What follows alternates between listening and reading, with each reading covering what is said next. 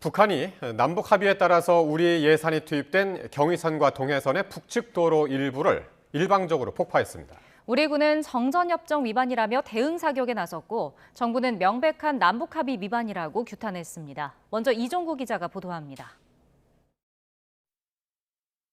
가림막이 설치된 군사분계선 북한 쪽 흙길에서 화염과 함께 폭발이 일어납니다. 오른쪽엔 여기서부터 개성시라는 도로 표지판이 보이고 멀찌감치 떨어진 뒤쪽에선 북한군들이 사진을 찍고 있습니다. 북한이 경의선 남북 연결도로 일부를 폭파하는 모습입니다. 비슷한 시각 동해선 남북 연결도로에서도 폭발 장면이 우리 쪽 CCTV에 잡혔습니다. 북한이 예고한 대로 지난 8월 경의선과 동해선 철도를 끄는 데 이어 이번에 도로까지 완전히 차단한 겁니다. 북남 교류 협력의 상징으로 존재하던 경의선의 우리 측 구간을 회복 불가한 수준으로 물리적으로 완전히 끊어놓는 것을 비롯하여 북한은 지난해 말 김정은 위원장의 두 국가론 천명 이후 남북 육로 차단을 진행해왔습니다. 경의선 도로 인근에 나뭇잎 지뢰 살포를 시작으로 지뢰 매설과 가로등 철거 등에 나서다 육로 폭파까지 감행했습니다.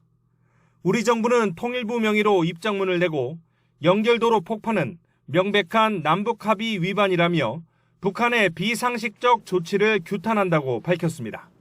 4년 전 대북 전단을 이유로 남북 간 합의하에 1년 넘게 운영해왔던 남북 공동연락사무소를 하루아침에 일방적으로 폭파시켰던 행태를 다시 한번 보여준 것으로 폭파 직후 우리 군은 군사분계선 이남 지역에 대응 사격을 했습니다. 또 북한군의 활동을 예의주시하면서 한미 공조 아래 감시와 경계 태세를 강화했습니다. YTN 이종구입니다.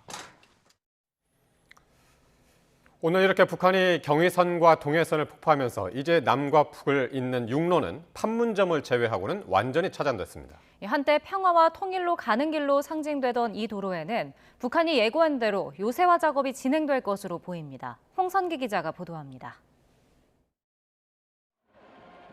경의선과 동해선 도로와 철도 연결은 지난 2000년 남북정상회담의 산물입니다. 당시 김대중 대통령과 김정일 북한 국방위원장이 연결에 합의했고 2002년 9월 착공했지만 속도는 더뎠습니다. 금강산 관광객 피살과 북한의 핵실험 등으로 남북관계가 경색되면서 제자리 걸음을 하다가 지난 정부 들어서 다시 착공해 결실을 맺었습니다. 적대와 대립에 쓰였던 수많은 비용과 노력은 공동의 평화와 번영을 위해 쓰일 것이며 남의 눈치를 보며 주춤거려서는 어느 때 가서도 민족이 뜨거운 통일 열망을 실현할 수 없습니다. 우리 정부는 공사 당시 북한의 요청으로 현물 차관 형식으로 1,800억 원가량을 지원하기도 했습니다.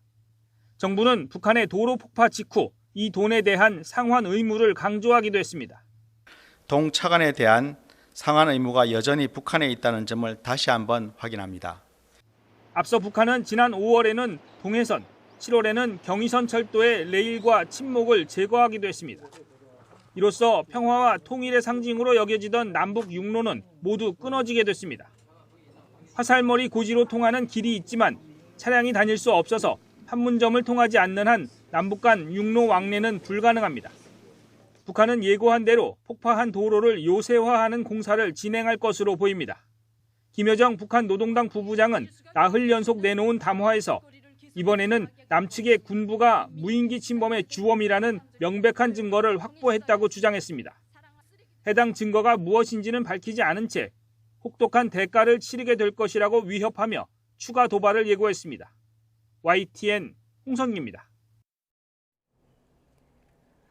이처럼 북한이 경의선과 동해선 남북 연결도로 일부를 폭파한 가운데 우리 군 당국은 김정은 위원장의 현장 시찰 가능성을 들여다보고 있는 것으로 알려졌습니다. 합동참모본부 관계자는 YTN과의 통화에서 오늘 낮 경의선 폭파 현장에 검은색 렉서스 차량이 등장했고 주요 인사들이 현장을 시찰하는 모습이 군 감시망에 포착됐다고 밝혔습니다.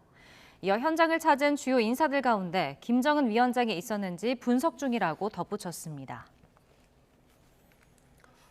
북한이 경의선과 동해선 남북 연결도로를 폭파하면서 접경 지역의 긴장감이 고조되고 있습니다.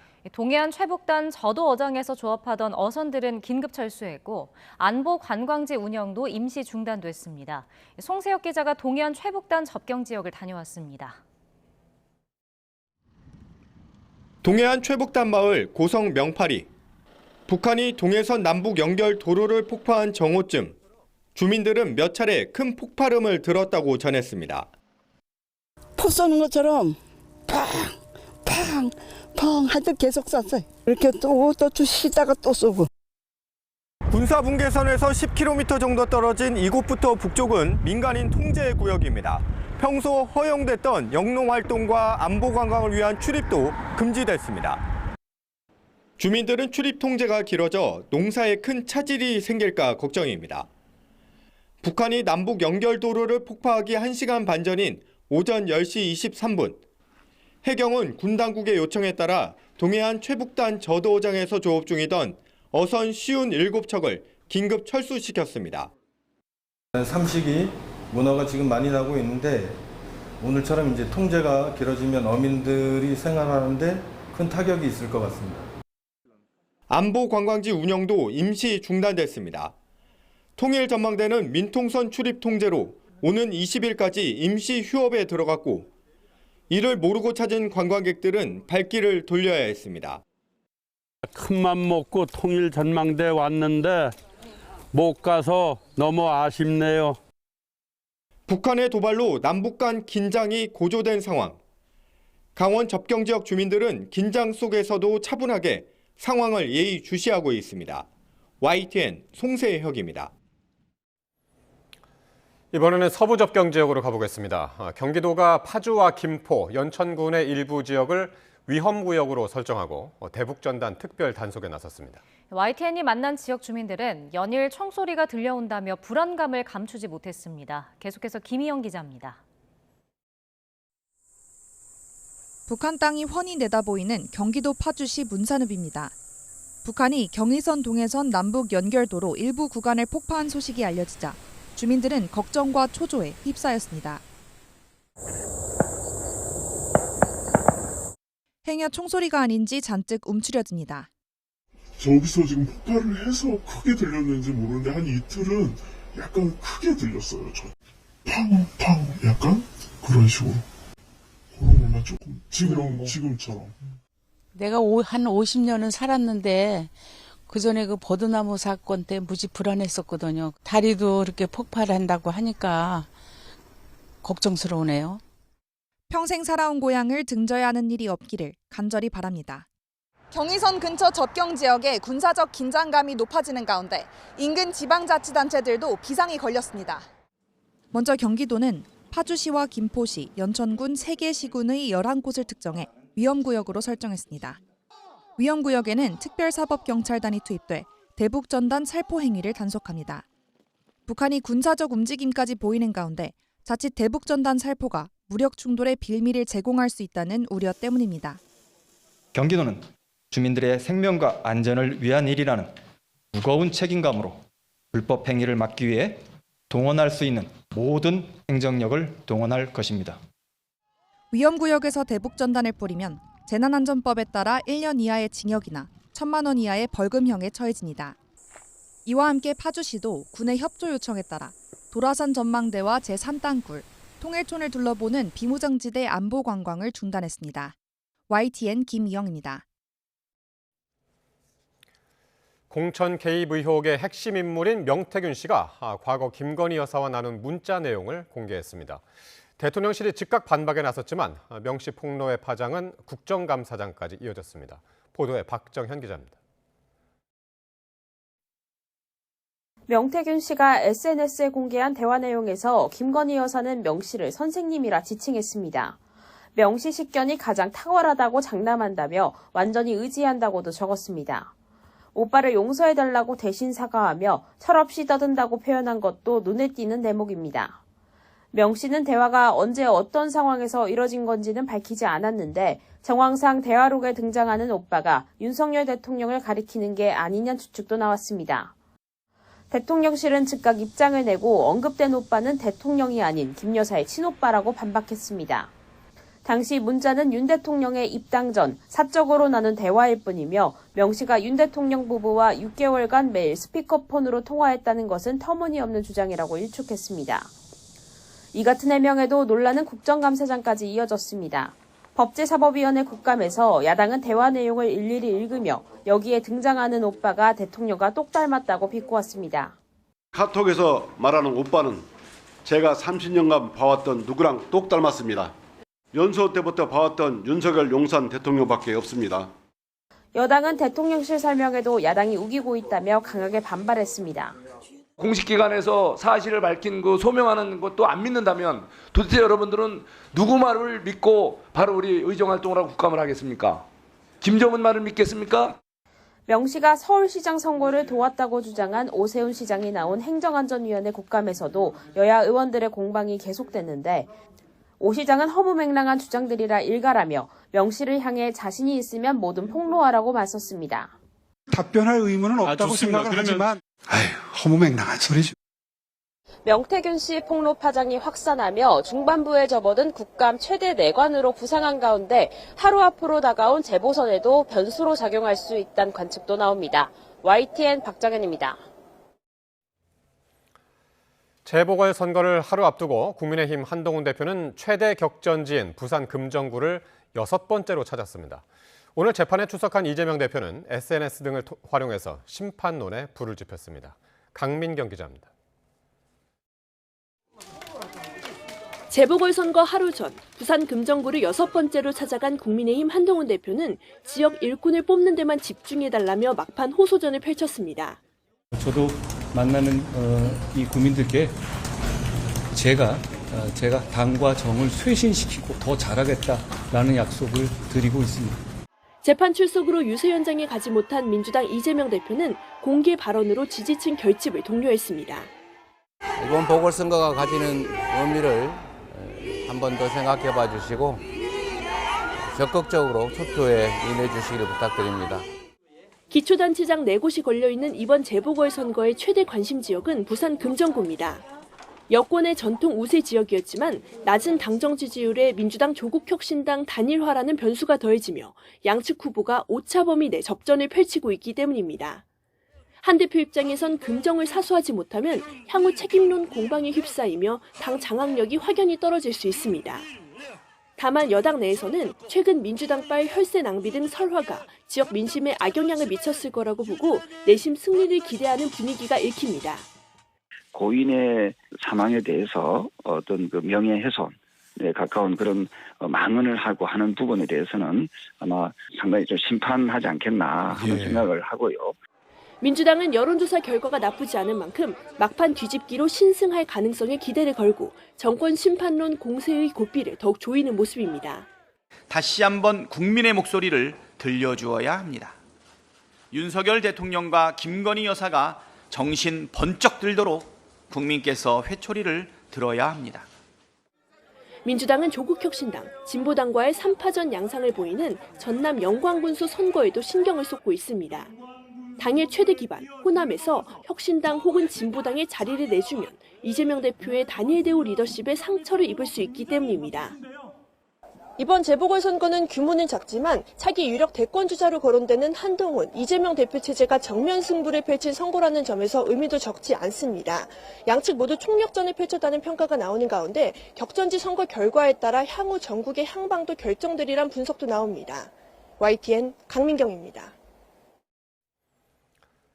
방송통신위원회를 상대로 한 국회 과방위 국정감사에서는 YTN 민영화 문제를 둘러싼 여야 공방이 펼쳐졌습니다.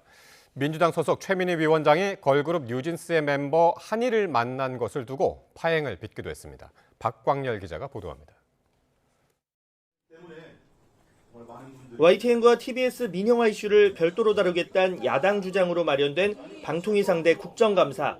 야권은 YTN 매각 절차를 정조준했습니다. 대주주로 있던 공기업 한전 KDN과 마사회 모두 지분 매각에 부정적이었다며 대주주 목 비틀기라고 목소리를 높였습니다.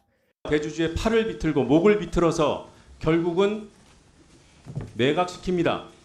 이게 작물이 아니고 뭡니까? 그래서 윤석열 정권의 YTN 강탈 사건이라고 규정합니다. 여기에 최대주주 변경이 방통위 2인 체제에서 승인된 점 역시 문제 삼았는데 방통위는 하자가 없다고 맞섰습니다. 방통위는 YTN 매각 결정 역시 공공기관 자산 효율화라는 원칙 아래에서 이루어졌다고 강조했습니다. 177개 기관이고 자산이 519건, 그다음에 출자 지분이 275건입니다. 굉장히 많은 물건에 대해서 공공기관 혁신 계획이 이루어지고 있었습니다. 여당도 엄호에 나섰습니다. 공기업이 언론사 지분을 소유했을 때 정부 입김이 닿을 수 있다는 우려를 전하며 민영화가 꼭 나쁜 것만은 아니라는 측면을 부각했습니다. 막강한 영향력을 갖고 있거든요. 그렇기 때문에 이것이 정부 소유 지분 구조가 계속되고 여기에 대한 영향력 행사가 오해가 심화될수록 손을 떼지 않으면 늘상 이 문제에 부닥칠 수밖에 없습니다. 매각 과정을 둘러싸고 법꾸라지와 강탈 등 야권의 발언 수위를 두고 여야 신경전과 함께 고성도 오갔습니다. 이런 가운데 뉴진스 한이 만남 논란이 확산하며 여야 공방에 기름을 부었습니다. 민주당 최민희 위원장이 국회에 출석한 걸그룹 뉴진스 멤버 한이와 만남을 가진 점을 두고 상임위 진행 방기이자 특권 발동이라는 여당과 위원장 모독이라는 야당이 정면 충돌했습니다. 위원장께서 뉴진스 사생팬인 것 같은데 뉴진스가 있는 그 방을 따로 가서 만나고 올 수가 있어요? 우리 지금 위원회가 진행 중인 시간에? 뉴진스 사태는 방송을 소관하는 과방위와도 연관되는 사안입니다. 국감 속개 시간이 다 되어 면담을 진행하지 못하고 인사만 나눈 뒤 1시 57분경 위원장실로 복귀해 과방위 국감을 진행했습니다. 결국 여당 의원들이 집단 퇴장하며 파행 사태가 빚어졌습니다. 더욱이 별도로 만났다는 것은 이것은 전혀 다른 문제라고 하겠습니다. 사소한 쟁점을 가지고서 아예 이 문제를 묻는 국회의원의 발언권을 차단했습니다. 한쪽에만 이 책임을 물어서 발언까지 빼앗는 폭언은 전 용납할 수가 없습니다. 예상치 못한 뉴진스 논란 속 방송 관련 국정감사가 마무리된 가운데 다음 주로 예정된 종합감사에서도 여야는 치열한 공방을 예고하고 있습니다. YTN 박광렬입니다. 인터넷 불법 도박을 했다고 자백한 유명 개그맨 이진호 씨에 대해 경찰이 입건 전 조사에 착수했습니다. 보도에 정현우 기자입니다. 개그맨 이진호 씨가 입장문을 통해 인터넷 불법 도박을 고백한 지 하루 만에 경찰이 입건 전 조사에 착수했습니다. 이 씨의 도박 관련 기사를 올리면서 수사해달라는 민원이 국민신문고에 들어왔고 서울 강남경찰서로 사건이 넘어온 겁니다. 입건 전 조사는 정식 수사 이전 내부 조사 단계 내사를 의미합니다. 경찰은 먼저 이 씨 측과 접촉해 기본적인 사실관계부터 확인하겠다는 방침입니다. 다만 이 씨 본인이 불법 도박을 인정하고 있는 만큼 조만간 정식 수사 단계로 전환할 것으로 보입니다. 이 씨는 방탄소년단 멤버 지민과 이수근 씨 등 동료 연예인들에게 돈을 빌렸고 대부업체에도 손을 벌린 것으로 전해졌습니다. 다만 유명인이라도 거액을 무담보로 빌리긴 힘들었을 거라며 불법 업체와의 연관성도 의심하는 시선도 있습니다. 정상적인 대부 업체에서는 그렇게 못해요. 쉽게 얘기해서 그냥 속칭 막사채라고 하는 데들 있죠. 협회에 등록되고 이런 데면은 그나마 정상적인 데인데 그렇지 않은 곳에서 빌렸다면 문제가 더 될. 경찰은 이 씨가 막대한 채무를 지게 된 구체적인 경위를 확인하는 동시에 전체적인 불법 도박 규모와 다른 연예인 등이 연루됐는지 여부 등에 대해 폭넓게 조사할 계획입니다. YTN 정현우입니다. 논술 문제 유출 의혹을 받는 연세대학교가 고발장을 제출하며 경찰이 곧 본격적인 수사에 착수할 예정입니다. 윤석열 대통령도 책임자 문책을 지시했습니다. 이현정 기자입니다. 논술 문제 유출 의혹을 받고 있는 연세대학교가 서울 서대문 경찰서에 고발장을 제출했습니다. 지난 12일 문제 유출 의혹이 불거진 지 사흘 만입니다. 경찰은 관련 자료를 살펴본 뒤 사건을 배당해 조만간 본격적인 수사에 착수할 예정입니다. 앞서 연세대는 수시 모집 자연계열 논술 시험 당시 한 고사장에서 시험 1시간여 전에 문제지를 배부했다가 급히 회수했는데 온라인에 문제가 유출됐다는 의혹이 제기됐습니다. 수험생들의 반발이 확산하고 논란이 커지자 윤석열 대통령도 이주호 부총리 겸 교육부 장관에게 경위 파악과 책임자 문책을 지시했습니다. 대통령실 정혜전 대변인은 윤 대통령이 국무회의 마무리 발언을 통해 사태가 재발하지 않도록 엄정 조치할 것을 주문했다고 밝혔습니다. 논술고사는 개별 대학 자율로 실시하는 사안이라며 연세대 측의 조치를 주시하고 있다고만 밝혔던 교육부도 다시 입장을 냈습니다.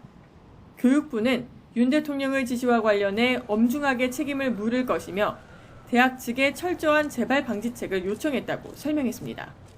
수험생들의 혼란이 여전한 가운데 윤 대통령의 지시와 경찰 수사 등을 통해 초유의 논술 문제 유출 의혹의 경위가 확인될지 관심입니다. YTN 이현정입니다. 서울을 비롯한 전국의 월간 기준 집값 상승폭이 10개월 만에 처음으로 전달보다 줄며 집값 오름세가 본격적으로 주춤하는 모습입니다. 보도에 김기봉 기자입니다. 지난 8월 한 달 동안 1.27%가 올라 한국부동산원 집계 기준으로 5년 11개월 만에 월간 최대 상승폭을 기록했던 서울 아파트값. 9월에는 상승폭이 0.79%로 뚝 떨어졌습니다. 전달보다 값이 오르긴 했지만 그 기세가 누그러진 것입니다. 물가가 너무 많이 올랐거든요. 그러다 보니까 살려는 분들하고 갭 차이가 많이 나면서 조금 더 기다려보든지 이게 자금 마련이 또 더 이루어져야 되니까. 전국으로도 비슷한 상황이어서 9월 아파트값 상승률이 0.23%로 전달의 0.33%보다 주춤하는 모습입니다. 비아파트를 포함한 주택 전체 매매가도 전국과 서울 모두 오름세는 유지했지만 폭은 줄었습니다. 월간 기준으로 주택 매매가 상승폭이 전달에 비해 줄어든 건 전국과 서울 모두 지난해 11월 이후 10개월 만에 처음입니다.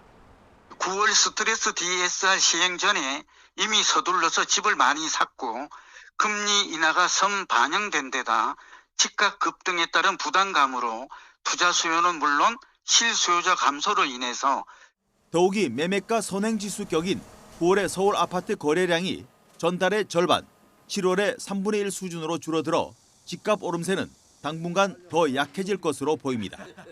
다만 집값이 하락세로 돌아서서 추세적으로 떨어질 상황은 아니며 올해는 강보합을 유지하다 다시 완만한 상승을 이어갈 것이라는 전망이 유력합니다.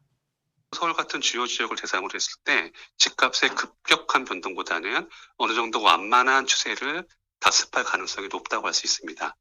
9월 전국과 서울의 전셋값 상승률도 각각 0.19%와 0.40%를 기록해 전달의 상승폭보다 줄었고 전국의 월세값도 상승세는 유지했지만 상승률은 0.11%로 다소 위축됐습니다.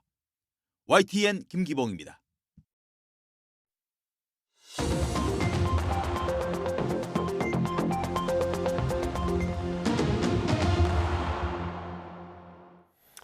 네, 정치권 관심 뉴스 짚어보는 포커스 나이트 시간입니다. 오늘은 엄경영 시대정신연구소장 그리고 박원석 전 정의당 의원 나오셨습니다. 안녕하십니까? 네, 공천 개입 의혹의 핵심 인물이죠. 명태균 씨가 김건희 여사와 주고받은 카톡 메시지를 공개하면서 파장이 만만치가 않습니다. 잠시 뒤면 카톡 메시지 보시겠는데요. 김 여사가 이 카톡에서 철없이 떠드는 우리 오빠, 무식하면 원래 그렇다. 죄송합니다. 이렇게 오빠의 잘못을 명 씨한테 사과하는 그런 이야기까지 했는데 여기서 핵심은 오빠가 누구냐라는 거 아니겠습니까? 네, 그렇습니다. 오빠가 정치권을 넘어서 우리 사회의 핫 이슈로 떠올랐는데요. 예. 국정감사장이 온통 오빠로 이제 도배가 되고 언론까지 모든 언론이 오빠를 이제 오빠 기사를 쏟아내고 있는데요. 네, 사실 이게 그 대통령하고 또 영부인을 만나서 무슨 얘기를 나누거나 뭔가 이제 문자를 주고받고 이렇게 하면 공개하지 않는 게 지금까지 관행이었습니다. 그런데 최근에는 이런 이제 그 좋은 관행이 다 무너져서 국가 안보라든지 국격이라든지 그리고 수많은 논란을 양산을 하고 있는데요. 이게 한편으로 보면 되게 착잡하기도 하고 뭐 대략 난감인 상황입니다. 예. 오빠가 누굴까요? 네, 이제 오빠가 여러 가지 일단 설이 있는데요. 대통령실에서는 김건희 여사의 친오빠다 이렇게 해명을 했습니다. 네, 실제로 이제 친오빠가 있고 뭐 선거 때 활발하게 활동한 것으로 알려져 있는데요. 이게 그 대통령실에서 그 친오빠다고 이렇게 하명을 했는데 조금 전에 명태균 씨가 JTBC하고 이제 그 인터뷰를 하면서 네.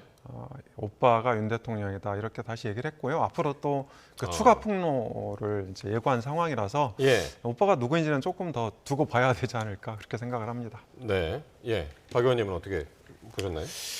일단 그 단어도 중요한데 문맥이 중요하지 않습니까? 문맥상 김건희 씨의 친오빠가 난데없이 저 상황에 등장할 이유는 없는 것 같아요. 그리고 명태균 씨도 김건희 씨 친오빠하고 내가 무슨 의논할 상황은 아니다. 그러니까 사실상 윤 대통령이라는 걸 시사했고, 다만 이제 놀라운 건 제3자에게 어쨌든 본인의 남편이자 당시의 대선 후보로 한참 주가가 오르고 있는 윤석열 대통령을 저런 식으로 평하고 저런 네. 식으로 얘기한다는 게 대단히 놀랍고요. 우리가 기억을 돌이켜보면 대선 무렵에 서울의 소리 이명수 기자하고 김건희 여사가 통화를 했던 녹취록이 공개된 바가 있습니다. 네. 거기서도 오빠라는 호칭은 없었지만 비슷하게 나 없으면 아무것도 못한다, 바보다 뭐 이런 식의 평가를 했던 게 기억이 나요. 예. 때문에 사실은 저런 언행은 좀 일반적이지 않죠. 아무리 뭐 부부간에도 속내가 있을 수 있지만 제3자에게 자신의 가족을 칭해서 저렇게 얘기한다는 거는 네. 제가 보기엔 납득하기가 좀 어렵고요. 더 문제는 대통령실의 해명입니다. 그러니까 지난번에도 명태균 씨를 2번 만났다 이렇게 해명했는데 바로 그게 사실이 아니라는 게 확인이 됐는데 이번에도 제대로 사실관계를 확인하지 않고 저런 식으로 국민들한테 무책임한 해명, 사실 거짓에 가까운 해명을 해서 해명이 계속 논란을 부르는 네. 상황이 되고 있는 게 아닌가 싶고요. 결국 지금 명태균 씨가 이런저런 폭로들을 해왔고 더 할 거라고 예고하고 있는데 예. 대통령실이 그에 대해서 대응을 못 하고 있는 거예요. 만약 명태균 씨가 정말 이 자기과시에 아주 젖어 있고 허장성세에 젖어 있는 사람이라면 네. 6개월간 스피커폰으로 대통령 부부와 통화를 했다는 얘기는 명백한 허위 사실이잖아요. 네. 대통령실의 주장에 따르면 예. 왜 거기에 대해서 법적 대응을 하지 않죠? 제가 보기엔 그거는 오히려 명태균 씨가 얘기하고 있는 게 허위 사실이 아니라는 거를 반증하는 그런 상황이 아닌가 싶습니다. 네. 심각한 문제입니다. 그렇군요. 일단 대통령실 해명이 나온 이후에 일단 야권에서는 친오빠면은 더 문제다. 그렇게 얘기를 했고요. 이준석 의원의 이름도 저 카톡 안에서 지금 거론이 되지 않습니까? 그래서 이준석 의원은 김 여사가 오빠라고 지칭하는 다른 사람은 알지 못한다. 라고 이야기를 했고. 어쨌든 이거는 오빠가 누구냐라고 했을 때 이제 많이 지금 이제 나왔던 그런 기사들 안에 있었고. 그런데 이제 지금 말씀하셨듯이 만약에 인터뷰를 통해서 오빠는 윤석열 대통령이다라고 명태균 씨가 얘기를 했다면 이 문제는 여기서 일단 명태균 씨 입장은 그렇게 이제 드러난 것이 되겠네요. 그렇습니다. 네. 그런데 이제 시점으로 보면 대략 한 7월 말쯤으로 예상이 되는데요. 네. 그러니까 카톡 내용이 되게 긴박하지 않습니까? 네. 어떤 중대한 문제를 결정해야 되는 그런 시기다. 이제 그렇게 예상이 되고 있고요. 사실 윤석열 대통령이 7월 30일 날 국민의힘에 입당을 합니다. 그래서 그 직전 상황으로 보여지는데 이제 저는 물론 이게 바람직한 카톡 내용은 아니죠. 그런데 네. 이런 이제 사적인 대화가 무분별하게 공개가 돼서 이게 대한민국이 전부 다 이 정쟁에 휘말리는 네. 그런 초유의 사태가 벌어지고 있는 것은 저는 바람직하지 않다 네. 이렇게 보고요. 그러니까 이것 때문에 정말 국정감사에서 한창 진행이 돼야 되는 민생은 다 사라지고 있고 또 지금 세계적으로도 이게 반도체, 그러니까 우리 대한민국의 반도체가 상당히 위기 국면인데 예. 이런 중요한 국정 현안들이 다 이게 블랙홀처럼 빨려 들어가고 있지 않습니까? 그래서 네. 저는 이 정치권이 조금 냉정하게 그리고 이게 사적인 대화니까 예. 그냥 냉정하게 대응을 해야 된다 그렇게 보고 있습니다. 예. 그래서 지금 이제 시기를 말씀하셨는데 2021년 7월 말이라고 지금 말씀하셨거든요. 그때면은 어쨌든 입당하기 전인가요, 윤 대통령이? 그렇습니다. 7월 말일 날 입당을 한 걸로 알고 있고요. 네. 그 입당 과정에서 당시 이준석 대표와 갈등이 좀 있었어요. 그러니까 지금 그 카톡 내용도 내용 전체를 알 수는 없지만 문맥상 그 이준석 대표의 갈등의 문제를 조금 시사하고 있는 것 같아요. 그에 대해서 조금 명태균 씨가 역할을 해주길 기대하는 것 같고 예. 또 일정하게 명태균 씨가 역할을 했다고 본인이 얘기를 하고 있고 양자 네. 사이에서 아마 그 상황을 유추해 볼 수 있는 장면인 것 같은데요. 이제 문제는 그 당시에 윤석열 대통령은 여권의 유력한 대선 후보였기 때문에 이미 당내에서 윤석열 대통령을 대통령 후보로 옹립하고자 하는 그런 흐름이 형성돼 있었고 얼마든지 당내에 그 정무적인 그런 판단과 조언과 이런 걸 구할 수 있었을 텐데 명태균 씨처럼 어떻게 보면 본인이 그림자라고 지칭을 하고 있지만 선거 브로커에 가까운 사람의 조언을 얻어서 정무적 판단을 했다는 것도 문제고 저 관계가 끊기지 않은 거 아니겠습니까? 명태균 씨의 주장에 따르면 대선 때까지 6개월 동안 계속 연락을 했고 또 본인이 후보단이라고 가정해도 관여를 했고 그리고 대통령 취임식에도 초대가 됐고 대선 이후에도 공천과 관련해서 2022년 재보궐선거 공천, 2024년 공천 그래서 김건희 여사와 연락을 주고받았던 그런 정황들이 포착이 되고 있잖아요. 그리고 명태균 씨가 오늘 한 얘기가 본인이 저 문자뿐만이 아니라 사진, 녹취 다 공개하겠다 앞으로 뭐가 어떻게 나올지 모르는 거죠. 이른바 이제 비선 개입 논란, 국정농단 또다시 좋지 않은 그런 기억이 환기될 수밖에 없을 것 같고요. 제가 굉장히 조금 그 참담하게 생각하는 바는 현 정부 들어서 여러 가지 국정의 난맥상이 있는데 이 국정의 난맥상이 대통령이 국정 운영의 모든 것을 판단하고 주도하지 못하고 저 카톡에 나와 있는 대로 철이 없고 무식하고 뭘 잘 몰라서 다른 사람에 의해서 국정 운영이 주도되기 때문에 이런 일이 벌어지는 것이라면 그 심각한 문제죠. 네. 오늘 SNS 그 카톡 내용이 명태균 씨 본인의 그 SNS를 통해서 공개를 했습니다. 그러면서 요 카톡 사진을 올리는 바로 그 위에 뭐라고 썼냐면 김재원 씨의 강력한 요청으로 알려드립니다. 그렇게 얘기를 했거든요. 이건 무슨 내용입니까? 물론 이제 지금 김재원 최고위원하고 이게 그 여러 가지 갈등이 이제 불거지고 있는데요. 저는 이제 그게 핵심은 아니라고 봅니다. 그러니까 명태균 씨가 일부 과장돼 있고 말이 좀 바뀌는 건 이제 맞습니다. 그러니까 그 매일 통화했다고 하는 것도 처음에는 예를 들어서 이제 이준석 당대표가 그 당선된 다음 그러니까 2021년 6월 11일이거든요. 이때부터 처음에 3, 4개월이라고 얘기를 했었어요. 그러니까 대략 추론해 보면 이제 입당할 무렵까지로 보여지는데 어쨌든 지금 이 명태균 씨가 어떤 문제를 안고 있냐면 이게 그 정치자금법 수사를 받고 있습니다. 그러니까 그 공천 개입 의혹과 관련해서 올해 총선은 사실은 이제 뭐 딱히 그 실체가 없죠. 그러니까 김영선 전 의원이 김해갑에서 공천 배제가 됐기 때문에 그리고 그 실제로 그 여론조사를 통해서 이제 그 선거 컨설팅을 했던 사람인데 그런 그 사례가 하나도 없습니다. 올해 총선 때는 여론조사 자체가 나와 있는 게 없어요. 그리고 이제 그 여론조사가 문제가 됐던 거는 김영선 전 의원이 당선됐던 2022년 6월 재보궐선거입니다. 재보궐선거. 네, 요때 미래한국연구소가 5차례에 걸쳐서 김영선 전 의원 그 여론조사를 해줍니다. 그런데 여론조사 기준은 이제 그 위반하지 않았지만 내용 자체가 김영선 전 의원을 띄워주는 그런 내용이었거든요. 그래서 뭐 예를 들어서 유선 비중을 창원 의창구가 도시 지역인데도 30%를 섞는다든지 그리고 한나라당 전 대표 뭐 이런 말을 쓴다든지 그리고 이제 그 후보가 뭐 7, 8명 정도 되는데 양자 대결 민주당 후보하고 양자 대결만 붙인다든지 이런 식으로 해서 김영선 전 의원을 굉장히 띄워줍니다. 그리고 이것 때문에 공천을 받고 당선이 되게 되는 거죠. 그러고 나서 수천만 원에 해당되는 그런 이제 금전 거래가 있었던 게 지금 밝혀진 거 아닙니까?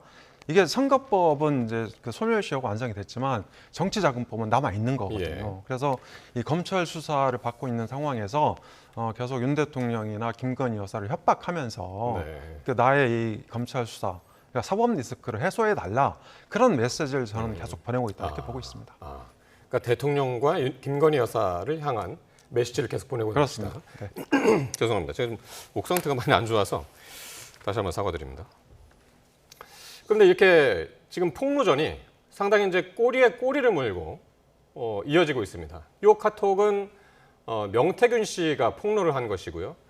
명태균 씨의 녹취를 강혜경 씨라는 사람이 이제 폭로를 또 했는데요. 이게 지난 대선 과정에서 명 씨의 여론 조작 의혹이 이 폭로를 통해서 지금 공개가 됐습니다. 이건 무슨 내용입니까? 그러니까 명태균 씨가 당시에 미래한국연구소의 회장 그 직함을 가지고서 그리고 PNR이라는 여론조사 회사에도 직간접적으로 관여된 이제 그런 상황이었는데 강혜경 씨도 같은 일을 하고 있었습니다. 명태균 씨 하고 함께 예. 당시에 이제 명태균 씨가 스스로도 밝혔듯이 언론에 공표하지 않는 비공개 여론조사를 뭐 자비를 들여서 상당수를 했다. 그리고 그거를 윤석열 당시 후보한테 보고를 했다. 예. 이런 강혜경 씨의 폭로가 있었는데요. 그와 관련된 정황이 담겨 있는 녹취록이 공개가 됐는데 그 녹취록에 따르면은 네. 윤석열 후보를 홍준표 후보보다 한 2~3% 정도 높게 해서 여론조사 결과를 도출하라.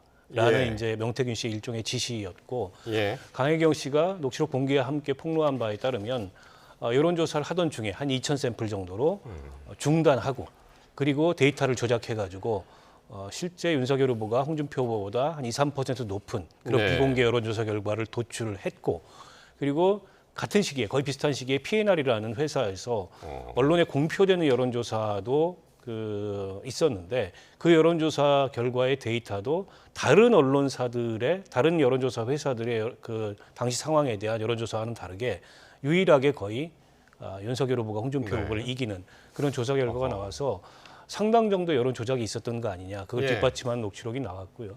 그에 대해서 지금 뭐 명태균 씨는 답변을 하지 않고 있고 계속 딴 얘기만 하고 있는 상황인데 이제 홍준표 당시 후보가 최근에 하고 있는 얘기가 P&R이 윤석열 후보 측에 붙어서 여론 조작을 하는 걸 알고 있었지만 대세에 네. 지장이 없을 것 같아서 내가 가만히 있었다. 예.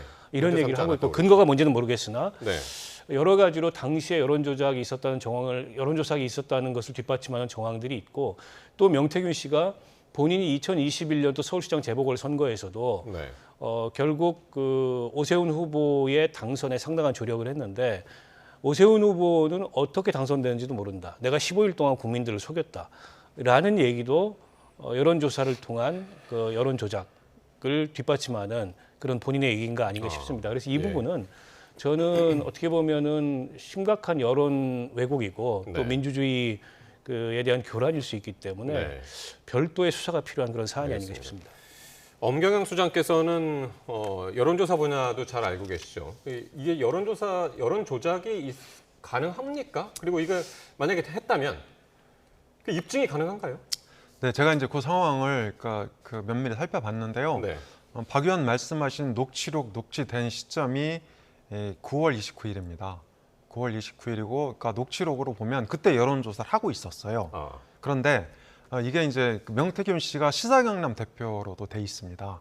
당시에 시사경남하고 뉴데일리라는 인터넷 매체, 인터넷 매체가 이게 9월 23일하고 10월 2일 날 여론조사 결과를 발표합니다. 네. 일주일에 한 번씩 P&R이 계속 조사를 했었거든요. 근데 예. 이제 의뢰한 기관이 시사경남하고 뉴데일리였다는 거죠. 그런데 그러니까 그 공개된 여론조사는 아니었다. 이거는 이제 그러니까 10월 2일 조사랑 9월 23일 조사는 중앙여심위 홈페이지에 등록이 돼 있습니다. 그러니까 물론 이제 말씀하신 대로 이게 윤석열 후보가 당시 홍준표 후보를 조금 1.5%포인트 정도 이기는 걸로 당내 경선 나와 있는데 네. 어쨌든 그 녹취록 정황으로 보면 9월 29일 날 그 조사가 진행되고 있어야 된다. 근데 이제 그건 아니라는 거죠. 왜냐하면 10월 2일 공개된 여론조사 결과는 1일하고 2일 이틀 동안 조사를 했습니다. 근데 오늘 그리고 녹취를 들어보니까 네. 그렇게 강 씨한테 지시를 하면서 이거 유출할 거니까라는 이야기를 하더라고요. 네, 그러니까 제가 마저 말씀드렸습니다. 거기에 이제 네. 2,000명이라는 말이 나오거든요. 그런데 공개된 여론조사, 즉 중앙여심위 홈페이지에 등록돼 있는 여론조사는 2,000명이 전혀 거의 없습니다. 거의 없고, 그래서 2,000명이 그럼 뭐냐? 제가 보기에는 당원 명부로 조사를 한 겁니다. 그리고 이거 밖으로 유출할 거다 이렇게 얘기한 거 아닙니까? 예, 예. 이건 이제 그 등록이 아니고 밖으로 유출했다는 표현을 썼는데, 그러니까 누군가한테 보고하러 갈 거다. 이제 저는 이제 그렇게 봤고, 공표하는 게 아니라 누군가한테 보거나 보여줄 것이다. 그렇습니다. 그런, 그런 의미로 해석을 했고, 아니면 그때 조사한, 그러니까 29일 그 당시에 조사를 진행한 여론조사가 등록이 돼야 됩니다. 만약에 여론조사가 있었다면. 예. 그래서 중앙여심위 홈페이지에 등록한 거는 나름대로 중앙여심위가 철저하게 관리를 합니다. 검증을 해서 문제가 있으면 그런 내용을 적시를 하고 홈페이지에서 삭제를 하거든요. 그래서 저는 이게 공개된 여론조사를 갖고 조작하진 않았다 그렇게 보고 있습니다. 근데 비공개 여론조사를 조작했어도 그건 불법입니다. 왜냐하면 비공개 여론조사도 중앙여심위에 다 등록을 하도록 돼 있거든요. 공표를 하지 않는다 뿐이지. 아닙니다. 그러니까 당내, 아닙니다. 그러니까 과거에, 전당대회 과거에 명태균 씨가 등록하지 않아요. 하고 있던 업체가 그 비공개 여론조사를 조작한 혐의로 처벌을 받았던 전력이 있어요. 아니야, 그런 전력은 있는데 네. 지금도 마찬가지입니다. 전당대회에서 이게 정당 지지율을 물어보지 않으면 이게 등록사항이 아니에요. 신고사항도 아니고. 근데 그럼 나중에 확인해 보세요. 저 여론조사는 등록이 됐습니다. 그러니까 아닙니다. 그러니까 29일 여론조사는 등록이 안 돼 있다니까요. 2,000개짜리 여론조사 등록이 됐어요. 그러니까 29일 날 실사를 했던 여론조사는 등록이 안 됐다는 거예요. 어쨌든 등록이 지금 됐다면 중앙가 열심 홈페이지에 그게 나와 있거든요. 근데 이제 아무튼 지금 그게 없어요. 명태균 씨의 녹취에 나와 있는 그 여론조사 자체가 어떤 여론조사인지 어느 시기에 이루어진 여론조사인지 지금 명확하지는 않기 때문에 그게 공표가 됐는지 안 됐는지를 한번 팩트 체크를 한번 해봐야 되는 그런 작업이 남아 있는 것 같습니다. 자, 어쨌든 지금 명태균 씨가 내일부터 계속 올리겠다라고 이제 이렇게 선언한 상태이기 때문에 내일 또 다른 이야기가 또 나올 수도 있겠습니다. 자, 재보선 얘기해 볼 텐데요. 내일이 이제 재보궐선거 일입니다. 하루 앞두고 한동훈 대표는 또 부산에 갔습니다. 6번째 지원 유세인데요. 근데 이재명 대표는 오늘 재판 일정 때문에 또 발이 묶인 상태에서 온라인 유세를 했는데요. 여야 대표들이 모두 이렇게 부산 금정에 지금 사활을 걸고 있네요. 부산 금정이 4군데 재보궐선거 중에 가장 격전지가 된 것 같습니다. 원래는 거기가 국민의힘의 텃밭인 지역이어서 2018년도 지방선거 때 구청장을 내준 것 이외에 국민의힘이 진 적이 없는 그런 지역인데다가 2년 전 지방선거에 지금은 작고한 전직구청장이 62%를 득표한 어떻게 보면 압도적인 우세 지역입니다. 근데 지금 이제 윤석열 정부 국정 운영에 대한 평가가 워낙 안 좋고 최근에 김건희 여사 논란으로 인해서 어떻게 보면 여론이 악화되다 보니까 지지자들이 적극적인 투표에 나서지 않을 가능성이 굉장히 높아 보여요. 그래서 최근에 나온 여론조사를 보더라도 굉장히 미세한 정도로 민주당 후보가 오히려 근소하게 앞서는 그런 여론조사들이 나오고 있어서 국민의힘의 한동훈 대표나 지도부들이 많이 긴장을 한 것 같고요. 만약 이렇게 원래 절대 우세 지역이었던 부산 금정구청장을 내주게 된다면 아마 한동훈 지도부가 많이 흔들릴 가능성이 있습니다. 때문에 한동훈 대표로서는 총력전을 필 수밖에 없는 그런 선거가 아닌가 싶고 반대로 민주당은 이기기 어려웠던 지역에서 의회의 승리를 한다면 상당 정도 지금 전국에서 이재명 대표 흔들리는 리더십을 보강을 하고 어떻게 보면 향후에 전국 운영의 주도권을 가져올 수 있는 그런 선거가 되다 보니까 양당 다 여기에 이제 사활을 걸고 총력전을 펴고 있는 게 아닌가 싶습니다. 조금 전에 뭐 명태균 씨 얘기 한참 했지만은 어쨌든 지금 여권에서는 잡음이 상당히 많잖아요. 이게 지금 어떻게 작용할지 모르겠네요. 이번 재보선에. 네, 뭐 윤 대통령 지지율이나 국민의힘 지지율이 조금 좋진 않죠. 그러니까 정부 출범 후에 최저 상태로 이제 나타나고 있는데요. 저는 그 부산 재보궐선거는 그럼에도 불구하고 여전히 국민의힘 승산 가능성이 높다고 봅니다. 물론 마지막 여론조사에서 그 오차 범위 이내에서 이렇게 그 민주당 단일 후보가 이기는 걸로 나오긴 했는데요. 이게 연령별로 지지율을 살펴보면 60대 이상에서는 국민의힘 지지율이 여전히 흔들리지 않고 있다. 저는 그런 측면에서 그러니까 승부를 바꾸긴 쉽지 않다 이렇게 보고 있고요. 그리고 김영배 의원이 그러니까 혈세 낭비라고 이제 그 돌아가신 분한테 그렇게 비판을 해서 유족들한테 지금 피소를 당한 상태고, 그리고 조국 대표도 최근에 이제 그런 얘기를 했죠. 만약에 한동훈 대표가 금정구청장 선거에서 패배하면 물러날 거다 이렇게 얘기하면서 오히려 이게 이제 그 국민의힘에 대한 어떤 지지 열기가 조금씩 살아나고 있다. 저는 그런 면에서 부산 금정구청장은 충분히 국민의힘이 승리할 수 있을 것으로 보고 있습니다. 알겠습니다. 그러면은 녹취를 하나 한번 들어보죠. 국민의힘이 이제 부산 금정에서 패할 경우에 지금 이제 말씀하셨죠. 조국 대표가 한동훈 대표가 매우 위기에 빠질 것이다라고 이제 그렇게 진단을 했는데 한번 이야기 들어보겠습니다. 금정구란 곳이 지금까지 국민의힘의 텃밭이라고 불리는 곳인데 민주당과 조국혁신당이 단일화해서 이 단일한 후보가 이기게 되면 전 즉각적으로 집권 세력 내부에 큰 파문이 일어날 것이라고 보고, 당장은 한동훈 대표가 대표 자리를 유지할 수 있겠습니까? 설사 단일 후보가 근소한 차로 진다고 하더라도 한동훈 대표는 매우 위기에 빠질 것이라고 예상합니다. 네. 박 의원님은 어떻게 보십니까? 그럼 한동훈 대표의 책임론이 나올까요? 만약에 이제 금정구가 여권 입장에서 잘못된다면? 그 당 내부의 선거를 만약에 패배하게 되면 그 책임에 대한 의견이 좀 분분할 것 같습니다. 이를테면 이제 당내의 친윤계 그리고 대통령실 쪽에서는 한동훈 대표 책임론을 아무래도 얘기하겠죠. 왜냐하면 한동훈 대표가 지금 선거 지휘를 하고 있고 한동훈 대표가 지난 총선도 비대위원장으로서 지휘를 했는데 결과적으로 이제 참패를 당했지 않습니까? 결국 한동훈 대표의 리더십으로는 선거를 이길 수 없다.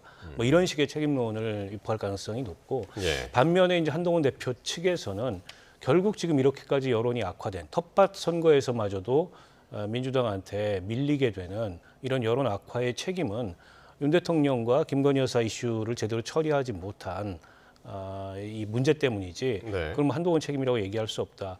그러니까 아마 책임론을 둘러싸고 국민의힘 내부가 여권 내부가 상당한 내용에 휩싸일 가능성이 있어 보입니다. 근데 지금 어쨌든 부산 현지에서 뭐 많이 가 있어서 그렇기도 합니다만은 그 현지에서 김건희 여사 이야기를 많이 했거든요. 그 한동훈 대표가. 그것도 어떻게 보세요? 그것도 의도적이다라고 보시나요? 네, 뭐 그런 측면이 있다고 봅니다. 한동훈 대표는 이제 최근에 선거 지원을 하면서 현장에서 민심을 많이 듣고 있다. 그런데 김건희 여사에 대한 그 분노의 민심이 이제 한동훈 대표한테 전달이 됐고 그것을 윤 대통령한테 전달해 가는 과정에 있다 이렇게 보고 있고요. 뭐 이게 저는 단순히 재보선용만은 아니다. 그러니까 당의 결기, 당의 주도권을 앞으로 행사하겠다. 저는 그런 메시지를 국민들한테 계속 내놓고 있다고 봅니다. 그런 측면에서 저는 이번 그 재보선 선거를 계기로 해서 국민의힘이 아마 반등의 계기를 찾지 않을까 그렇게 생각합니다. 부산 금정이 국민의힘 입장에서 결코 내줄 수 없는 지역이라면 이제 민주당 입장에서는 전남 그 영광 아니겠습니까? 거기 판세는 어떻게 보세요? 거기는 지금 이 민주당과 조국혁신당 그리고 진보당까지 3당이 아주 팽팽한 삼각구도를 형성하고 있는 걸로 최근까지 판세 분석이 되는데요. 민주당으로서는 만약에 그 호남 이제 영광에서 조국혁신당 혹은 진보당한테 군수 자리를 내주게 되면 이게 호남 지역에서 민주당에 대한 여러 가지 여론이 그다지 좋지 않다. 이런 의견들이 있는데 그런 어떤 그 여론이 더 짙어지는 결과를 초래하게 되지 않을까 싶고 아무래도 이재명 대표 책임론이 결국 이재명 대표의 흔들리는 리더십 또 이재명 대표의 사법 리스크 이런 게 다시 한번 부각되는 그런 요인이 되지 않을까 싶은데요. 그 최종 승부는 뚜껑을 열어봐야 할 것 같습니다. 워낙 팽팽하기 때문에. 전망이 쉽지 않군요. 그러나 이제 조국 혁신당으로서는 쉽지 않은 승부이긴 합니다만 만약 그 영광 군수를 가져올 수 있다면 호남에 일정한 교두보를 구축하는 그런 어떤 성과를 낼 수 있다고 봅니다. 그러니까 지금 다 여야가 새 지도부가 출범한 이후에 첫 선거기 때문에 상당히 이제 사활을 걸고 하는데 지금 한번 그러면 사전 투표율을 한번 보실까요? 지난 주말 금토 이렇게 이어졌었죠. 서울시 교육감을 빼니까 상당히 높습니다. 전남 영광이 43%가 넘었고요. 곡성이 41%, 금정구 부산 금정이 20%가 일단 넘었고 강화가 27%. 일단 영광하고 곡성 이 투표율은 어떻게 읽고 계신가요? 저도 영광 군수 선거가 3당이 치열하게 맞붙고 있는데요. 초기에는 조국혁신당 후보가 상당히 약진을 했었어요. 그런데 선거 중반 들어서면서 진보당 후보가 굉장히 치고 올라왔거든요. 그래서 지금은 이제 3파전 구도로 진행이 되고 있는데 조국혁신당하고 진보당이 표를 나눠 가지면서 민주당 후보 당선 가능성이 조금 높아지고 있는 거 아닌가 그렇게 분석이 됩니다. 알겠습니다. 바로 이제 내일이니까요. 내일 이제 개표가 되는 상황 함께 보고요. 자, 윤석열 대통령하고 한동훈 대표의 독대 이게 다음 주 초에 진행이 될 것으로 보이는데요. 한동훈 대표 연일 발언 수위를 높이는 모습입니다. 한번 오늘 발언 직접 들어보시겠습니다. 국민이 보시기에 안 좋은 일들이 반복해서 생기고 있습니다. 국민의 걱정과 불안이 커져가고 있는 거고요. 제가 이미 말씀드린 그런 조치들을 신속히 그리고 반드시 실행하는 것이 저는 필요하다고 생각합니다. 개인적인 정담을 나누는 자리가 아니라 대한민국과 대한민국 국민을 위해서 중요한 현안들에 대해서 논의하는 자리 아니겠습니까? 지금 여러분들이 생각하시는 여러 가지 일들이 당연히 심도 있게 논의되어야 한다라고 저는 생각해요. 자, 이게 독대가 다음 주 초라고는 하는데 이게 과연 이루어질지 날짜는 언제 아직까지 잡히지 않고 있어서 말이죠. 근데 이게 계속해서 저 발언의 수위를 높이고 있는 게 독대를 염두에 두고 한 것이다. 재보궐을 염두에 두고 한 것이다. 뭐 여러 가지 해석들이 나오고 있어서요. 예, 박 의원님 어떻게 둘 보세요? 다겠죠. 네. 일단 지금 선거에서 워낙 여론이 안 좋고 민심이 안 좋으니까 네. 아무래도 한동훈 대표로서는 그런 민심에 부응하는 목소리를 내면서 지지자들의 이탈이나 이런 것들을 최소화하려고 노력을 하는 것 같고요. 또 한편으로는 독대가 이루어졌을 때 네. 김건희 여사 문제를 분명하게 의제로 짚고 넘어가야 된다. 이런 공개적인 의제 설정을 하는 거라고 봅니다. 만약 만났는데 뭐 그 김건희 여사 문제에 대해서 분명하게 맺고 끊는 거 없이 그냥 흐지부지 된다면 네. 사실은 독대를 해도 별다른 의미가 없고 한 대표로서는 혹은 당으로서는 성과를 냈다고 보기 어렵거든요. 때문에 김건희 여사 문제에 대해서 분명하게 이전과 다른 그런 대책이 필요하다. 그리고 그걸 논의해서 이전과 다른 결론을 내야 된다. 이걸 대통령을 향해서 압박을 하고 있는 거라고 보고 네. 그렇기 때문에 저는 여전히 독대가 이루어질지 좀 불투명하다고 봅니다. 불투명하다고요? 그동안까지 윤 대통령의 성정으로 봤을 때 네. 김건희 여사 문제를 공개적으로 거론하면 그에 대해서는 굉장한 거부감을 표했던 네. 게 사실이거든요. 네. 지금 윤 대통령이 여러 가지 궁지에 몰려 있는 게 사실이긴 합니다만 지금까지의 모습대로라면 저렇게까지 한 대표가 연일 김건희 여사 문제를 공론화하면서 압박하는데 그 독대를 과연 수용할까? 재보궐선거가 내일이기 때문에 언급을 안 하고 있을 뿐이지 독대가 네. 이루어지지 않을 가능성도 상당히 있다고 봅니다. 예. 소장님은 어떻게 보십니까? 네. 저는 이제 독대는 100% 저는 성사된다. 100% 성사된다 그렇게 보고 예. 있는데요. 맞습니다. 말씀대로 김건희 여사 문제가 최대 쟁점이 있긴 하죠. 그런데 이제 문제가 되는 게 그러니까 17일 날 김건희 여사에 대한 도이치모터스 사건을 그러니까 검찰이 이제 그 결론을 낸다는 거 아닙니까? 선거 다음 날이네요. 네, 그렇습니다. 선거 네. 다음 날입니다. 근데 이제 문제는 그러니까 이때 만약에 불기소 처분을 하게 되면 그러니까 선택지가 거의 없습니다. 지난번에 한동훈 대표가 김건희 여사의 사과만으로는 특검을 막을 수 없다 이렇게 발언한 적이 있거든요. 그렇다면 이제 사과하고 특검이 남는데 사과 갖고는 예. 안 된다고 얘기한 거 아닙니까? 예. 그래서 저는 한동훈 대표가 최근에 인적 쇄신 문제를 집중적으로 제기하는 것이 그러니까 이런 출구 전략을 염두에 두고 있다. 그러니까 당장 특검으로 가기에는 지금 시기는 조금 이제 부담스러울 수 있지 않습니까? 그래서 사과로는 안 되니까 이를테면 뭐 인적 쇄신이라든지 아니면 윤 대통령이 직접 입장을 밝힌다든지 이런 어떤 플랜 B에 대한 그런 이제 선택지 이런 것들을 지금 그 공식적으로 요구하고 있는 게 아닌가 저는 그렇게 생각이 됩니다. 근데 일각에서 특히 이제 그 최재성 전 수석이 이렇게 해석을 하고 있더군요. 전망을 하고 있더군요.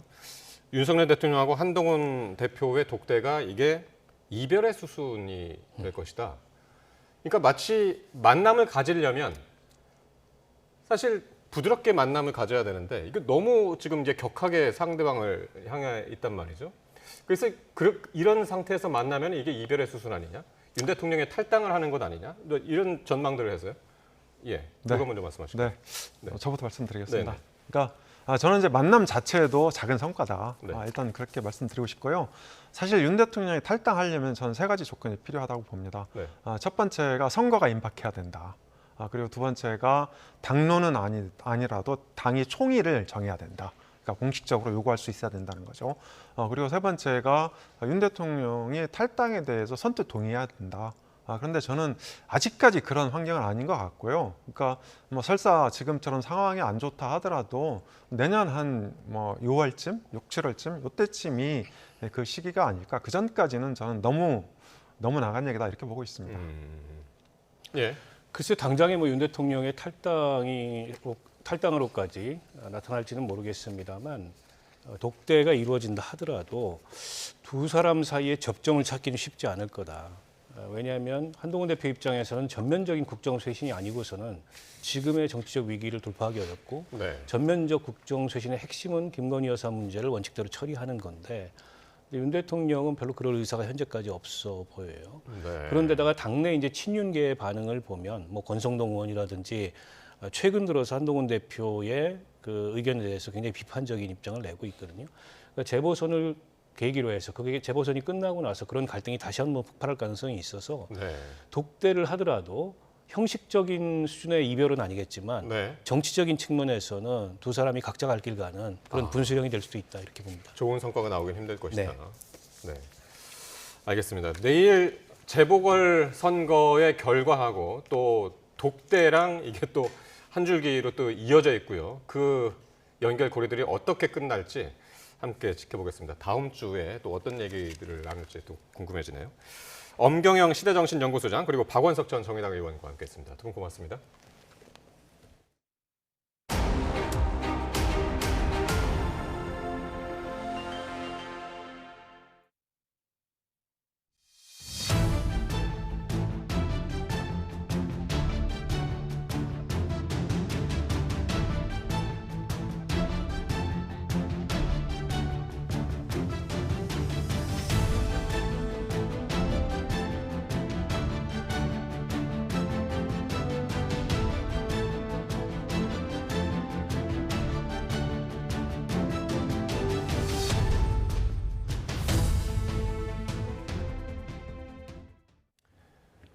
네, 북한이 오늘 정오쯤 경의선과 동해선의 북측 도로 일부를 일방적으로 폭파했습니다. 우리 군은 정전협정 위반이라며 대응 사격에 나섰습니다. 긴박했던 상황을 이종구 기자가 전해드립니다. 가림막이 설치된 군사분계선 북한 쪽 흙길에서 화염과 함께 폭발이 일어납니다. 오른쪽엔 여기서부터 개성시라는 도로 표지판이 보이고 멀찌감치 떨어진 뒤쪽에선 북한군들이 사진을 찍고 있습니다. 북한이 경의선 남북 연결도로 일부를 폭파하는 모습입니다. 비슷한 시각 동해선 남북 연결도로에서도 폭발 장면이 우리 쪽 CCTV에 잡혔습니다. 북한이 예고한 대로 지난 8월 경의선과 동해선 철도를 끄는 데 이어 이번에 도로까지 완전히 차단한 겁니다. 북남 교류 협력의 상징으로 존재하던 경의선의 우리 측 구간을 회복 불가한 수준으로 물리적으로 완전히 끊어놓는 것을 비롯하여 북한은 지난해 말 김정은 위원장의 두 국가론 천명 이후 남북 육로 차단을 진행해왔습니다. 경의선 도로 인근에 나뭇잎 지뢰살포를 시작으로 지뢰매설과 가로등 철거 등에 나서다 육로 폭파까지 감행했습니다. 우리 정부는 통일부 명의로 입장문을 내고 연결도로 폭파는 명백한 남북합의 위반이라며 북한의 비상식적 조치를 규탄한다고 밝혔습니다. 4년 전 대북 전단을 이유로 남북 간 합의하에 1년 넘게 운영해왔던 남북 공동연락사무소를 하루아침에 일방적으로 폭파시켰던 행태를 다시 한번 보여준 것으로 폭파 직후 우리 군은 군사분계선 이남 지역에 대응 사격을 했습니다. 또 북한군의 활동을 예의주시하면서 한미 공조 아래 감시와 경계 태세를 강화했습니다. YTN 이종구입니다. 러시아가 남한 무인기가 평양 상공을 침입했다는 북한의 주장에 힘을 실어주면서 남한을 비난했습니다. 북한에 대한 주권 침해이자 내정 간섭이라는 겁니다. 보도에 신웅진 기자입니다. 마리아 자로바 러시아 외무부 대변인이 발표한 성명입니다. 성명은 북한 영토에 남한 무인기가 전단을 살포했다는 북한발 보도가 있었다면서 최근 한반도 긴장이 높아지고 있다고 시작합니다. 자로바 대변인은 이는 북한 주권에 대한 중대한 침해이자 독립국가의 합법적인 국가, 정치 체계를 파괴하고 자주적으로 발전할 권리를 박탈하는 행위라고 주장했습니다. 또 남한은 북한의 경고를 매우 심각하게 받아들여야 하며 무모한 도발로 한반도 상황을 악화하고 실제 무력 사고로 이어질 수 있는 긴장을 더욱 고조시키는 것을 중단하라고 촉구했습니다. 더불어 러시아는 북한과 체결한 포괄적인 전략적 동반자 관계에 관한 조약의 기초에 한반도 위기 심화를 막고 건설적인 역할을 계속할 것이라고 강조했습니다. 때마쳐 블라디미르 푸틴 러시아 대통령은 러시아와 북한이 지난 6월 체결한 조약 비준에 관한 법안을 하원에 제출했습니다. 볼로디미르 젤렌스키 우크라이나 대통령은 러시아와 북한의 동맹이 더욱 강화되면서 북한이 무기뿐 아니라 인력까지 지원하고 있다고 비난했습니다. доволі детально, фактично, включення у війну Північної Кореї. Також відносини Росії з деякими іншими країнами. які, на жаль, інвестують у затягування війни. 북한 외무성은 지난 11일 중대 성명을 통해 한국이 지난 3일부터 무인기를 평양에 3차례 침투시켜 대북 전단을 살포했다고 주장했습니다. 그러면서 모든 공격력 사용을 준비 상태에 두고 최후 통첩으로 엄중히 경고한다고 위협했습니다. 김용현 국방부 장관은 북한 주장에 대해 사실 여부를 확인해 줄 수 없다고 대응했습니다. YTN 신홍진입니다. 북한이 경의선 동해선 남북 연결도로 일부 구간을 폭파한 것을 두고 중국이 갈등 격화를 피하는 것이 급선무라는 입장을 내놨습니다. 마오닝 중국 외교부 대변인은 정례 브리핑에서 한반도 정세 긴장은 각 당사자의 공동이익에 부합하지 않는다며 이같이 말했습니다. 이어 한반도의 이웃 국가로서 중국은 남북관계 동향을 주시하고 있다며 한반도 평화 안정과 한반도 문제의 정치적 해결을 추동한다는 입장에는 변함이 없다고 재확인했습니다. 북한이 남북 연결 도로를 폭파하자 일본 언론들은 일제히 속보로 다루면서 북한의 추가 도발 가능성에 주목했습니다. 신임 이시바 총리의 아시아판 나토 논의에 탄력이 붙는 것 아니냐는 관측도 나옵니다. 도쿄에서 김세호 특파원의 보도입니다. 북한이 남북 연결 도로를 폭파했다는 소식을 일본 주요 언론들은 일제히 속보로 전했습니다. この時間のニュース、まずは速報からお伝えします。北朝鮮が今日正午ごろ、韓国とつながる道路を爆破しました。 우리 군의 대응 사격 조치에 대해서도 상세히 보도했습니다. 일본 정부는 최근 중국에 잇따른 영토 침범과 타이완 포위 훈련에 이어 북한의 폭발로 한반도 정세 긴장이 고조되면서 방위력 강화 논의에 속도를 낼 전망입니다. 이시바 시게루 총리는 잠시 한 발 빼는 듯했던 이른바 아시아판 나토 구상에 대해 당정 논의를 지시한 것으로 알려졌습니다. 일본 정부는 또 나토 국방장관 회의 기간 우리나라와 호주, 뉴질랜드와 별도 회의를 엽니다. 미국이나 나토 회원국 없이 4개국이 따로 모이는 것은 이번이 처음입니다. 欧州、大西洋とインド太平洋の安全保障は不可分であるという認識を共有をして NATO と IP4 の各国の防衛安全保障上の連携を強化をしていきたいと 북한과 러시아와의 군사협력 강화로 나토와 인도태평양 국가 간 안보 접점이 늘어난 만큼 일본은 이를 아시아 내 집단 방위체제 구상에 최대한 활용할 것으로 전망됩니다. 이번에 열리는 한미일 차관협의회와 한일 차관회담에서는 남북 연결도로 폭파 이후 북한의 추가 도발에 대비한 한미일 공조 방안이 더욱 구체화될 것으로 보입니다. 도쿄에서 YTN 김세호입니다. 러시아 국방장관이 중국을 방문해 군사회담을 이어가고 있습니다. 한반도에서 군사 긴장이 고조되는 시점과 맞물려 이목이 쏠립니다. 베이징에서 강정규 특파원입니다. 시진핑 주석에 이어 중국군 서열 2위인 장요샤 중앙군사위 부주석이 안드레이 벨로소프 러시아 국방장관을 만났습니다. 벨로소프 장관은 하루 전 중국군 의장대 사열에 이어 동준 국방부장과도 회담했습니다.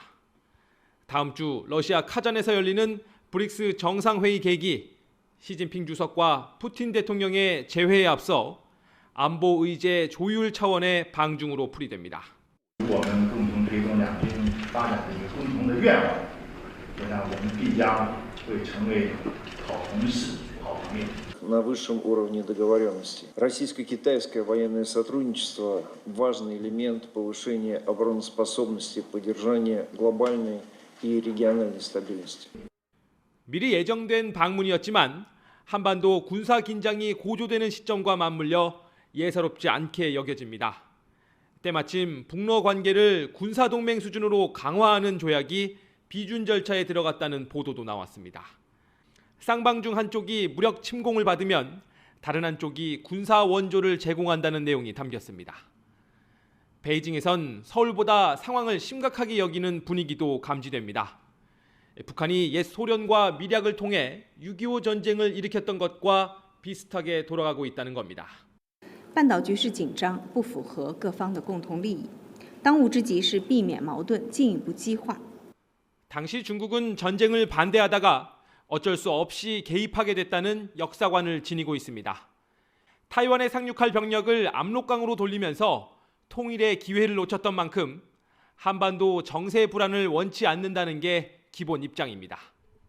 그러나 반대로 미국에선 미군의 대응력 분산을 노려 한반도와 타이완에서 동시에 전쟁을 일으킬 수 있다는 시나리오도 제기됩니다.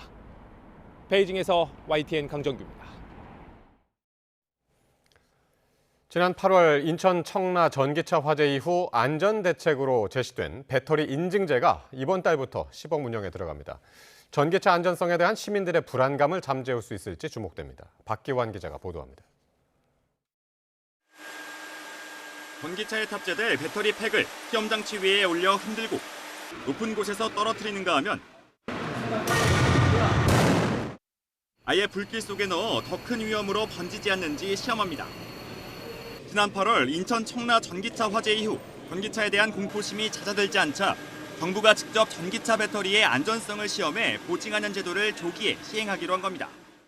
전기차에 대한 화재 안전에 대한 걱정이 많은 그런 상황에서 내년까지 기다릴 여유가 없었습니다. 그래서 10월부터 시범사업 형태로 조기 시행하게 되었습니다. 배터리 안전성 인증제란 전기차 배터리가 출시되기 전 정부의 안전시험을 받도록 하는 사전 인증 제도를 말합니다. 제조사는 과열과 과충전, 단락 등 12개 안전성 시험을 통과해야만 시장에 배터리를 출시할 수 있고 사후에도 적합성 시험을 받아야만 합니다. 당초 내년 2월 시행될 예정이지만 소비자의 불안감을 없애고 안정적으로 제도를 정착시키기 위해 일정을 앞당겼습니다. 시범 사업에는 현대차와 기아, LG에너지솔루션 등 5개 업체가 참여해 안전성 인증의 첫 시험대에 오릅니다. 현대차와 기아의 후속 전기차 모델이 가장 먼저 정부 안전성 검증을 받아 인증 전기차가 될 것으로 전망됩니다. 배터리 안전성 인증제는 내년 2월부터 시행하되 1년의 유예를 거쳐 2026년 본격 의무화될 예정입니다. 정부는 이외에도 배터리 이력제와 BMS 안전기능 강화책도 마련하기로 했는데 시장의 불안감을 얼마나 잠재울 수 있을지 주목됩니다. YTN 박규환입니다. 인천에 있는 한 호텔에서 교체 공사 중이던 승강기가 추락해 안에 있던 30대 노동자가 숨졌습니다. 고용노동부는 중대재해처벌법 위반 사안이 있는지 조사에 나섰습니다. 배민혁 기자입니다. 산업재해 현장에 출동하는 고용노동부의 페트롤카가 호텔로 들어갑니다. 승강기 교체 작업을 하던 30대 노동자가 추락한 현장을 조사하기 위해서입니다. 좀 뭐 안전수칙 이런 거 지켜졌나 이런 거 살펴보실 방침인가요? 그런 거 다 포함해서 다 여러 가지 법 위반 사항인지 살펴볼 예정입니다. 사고는 인천에 있는 5성급 호텔에서 발생했습니다. 며칠 전부터 오래된 직원용 승강기 교체 작업이 진행 중이었는데 갑자기 승강기가 12층에서 지하 2층으로 떨어진 겁니다. 이때 승강기에 탄 채 작업하고 있던 승강기 제조사의 협력업체 직원이 병원으로 옮겨졌지만 숨졌습니다. 교체 공사라서 그냥 엘리베이터 안에 있는 걸 전부 다 뜯어내고 새로운 엘리베이터를 설치하는 거거든요. 그렇게 하면서 난이도가 굉장히 높아요. 거기 위험 난이도가. 5인 이상 사업장에서 사망 사고가 난 만큼 고용노동부는 중대재해처벌법 위반 사항이 있는지 살펴보고 있습니다. 경찰도 구체적인 추락 원인과 함께 당시 2인 1조로 사망자와 함께 작업 중이던 동료를 상대로 사고 당시 상황 등을 조사하고 있습니다. 지난해에도 같은 제조사의 승강기를 수리하는 과정에서 작업자가 추락해 숨지는 사고가 있었던 것으로 확인된 가운데 경찰은 이번 사고와 관련해 승강기 제조사와 협력업체 관계자들에게 업무상 과실치사 혐의가 있는지도 들여다보고 있습니다. YTN 배민혁입니다. 인천 청라동 아파트 화재 당시 스프링클러를 끈 야간 근무자와 소방안전관리자가 검찰에 넘겨졌습니다. 야간 근무자 A씨는 지난 8월 인천 청라동에 있는 아파트에서 불이 났을 당시 스프링클러 장치와 연동된 밸브의 정지 버튼을 눌러 스프링클러 작동을 멈추게 한 혐의가 있습니다. 소방안전관리자 B씨는 평소 스프링클러를 포함한 아파트 소방 설비를 제대로 관리하지 않은 혐의를 받습니다. 19명의 사상자가 발생한 경기 부천 호텔 화재와 관련해 안전관리와 초동대처를 부실하게 한 혐의를 받는 호텔 사장 등 4명이 구속됐습니다. 인천지방법원 부천지원은 오늘 업무상 과실치사상 등 혐의를 받는 호텔 사장 A씨 등 4명에 대해 도주 우려가 있다며 구속영장을 발부했습니다. 앞서 A씨 등은 구속심사를 마친 뒤 법원을 나오면서 화재 위험을 예측하지 못했는지 등을 묻는 취재진 질문에 아무런 답을 하지 않았습니다. 의대 증원 문제로 시작된 의정 갈등이 계속되면서 의료 현장 곳곳에서 직접적인 여파가 나타나고 있습니다. 서울대병원은 외래 대기 기간이 2배 넘게 늘었고 전국 병원의 장기 이식 건수도 크게 감소했습니다. 김주영 기자의 보도입니다. 의대 증원에 반발하며 전공의들이 병원을 떠난 지 8개월이 넘었습니다. 턱없이 부족한 인력 상황에서 정부는 비상진료 체계를 마련하고 응급실을 중심으로 관리에 나서고 있습니다. 응급실 도착 시간도 2시간 미만이 33.3%, 1시간 미만이 18.2%로 매년 큰 차이는 없습니다. 응급실 내원 후 전문의 최초 진료 시간은 평시 24.7분에서 17.9분으로 감소했습니다.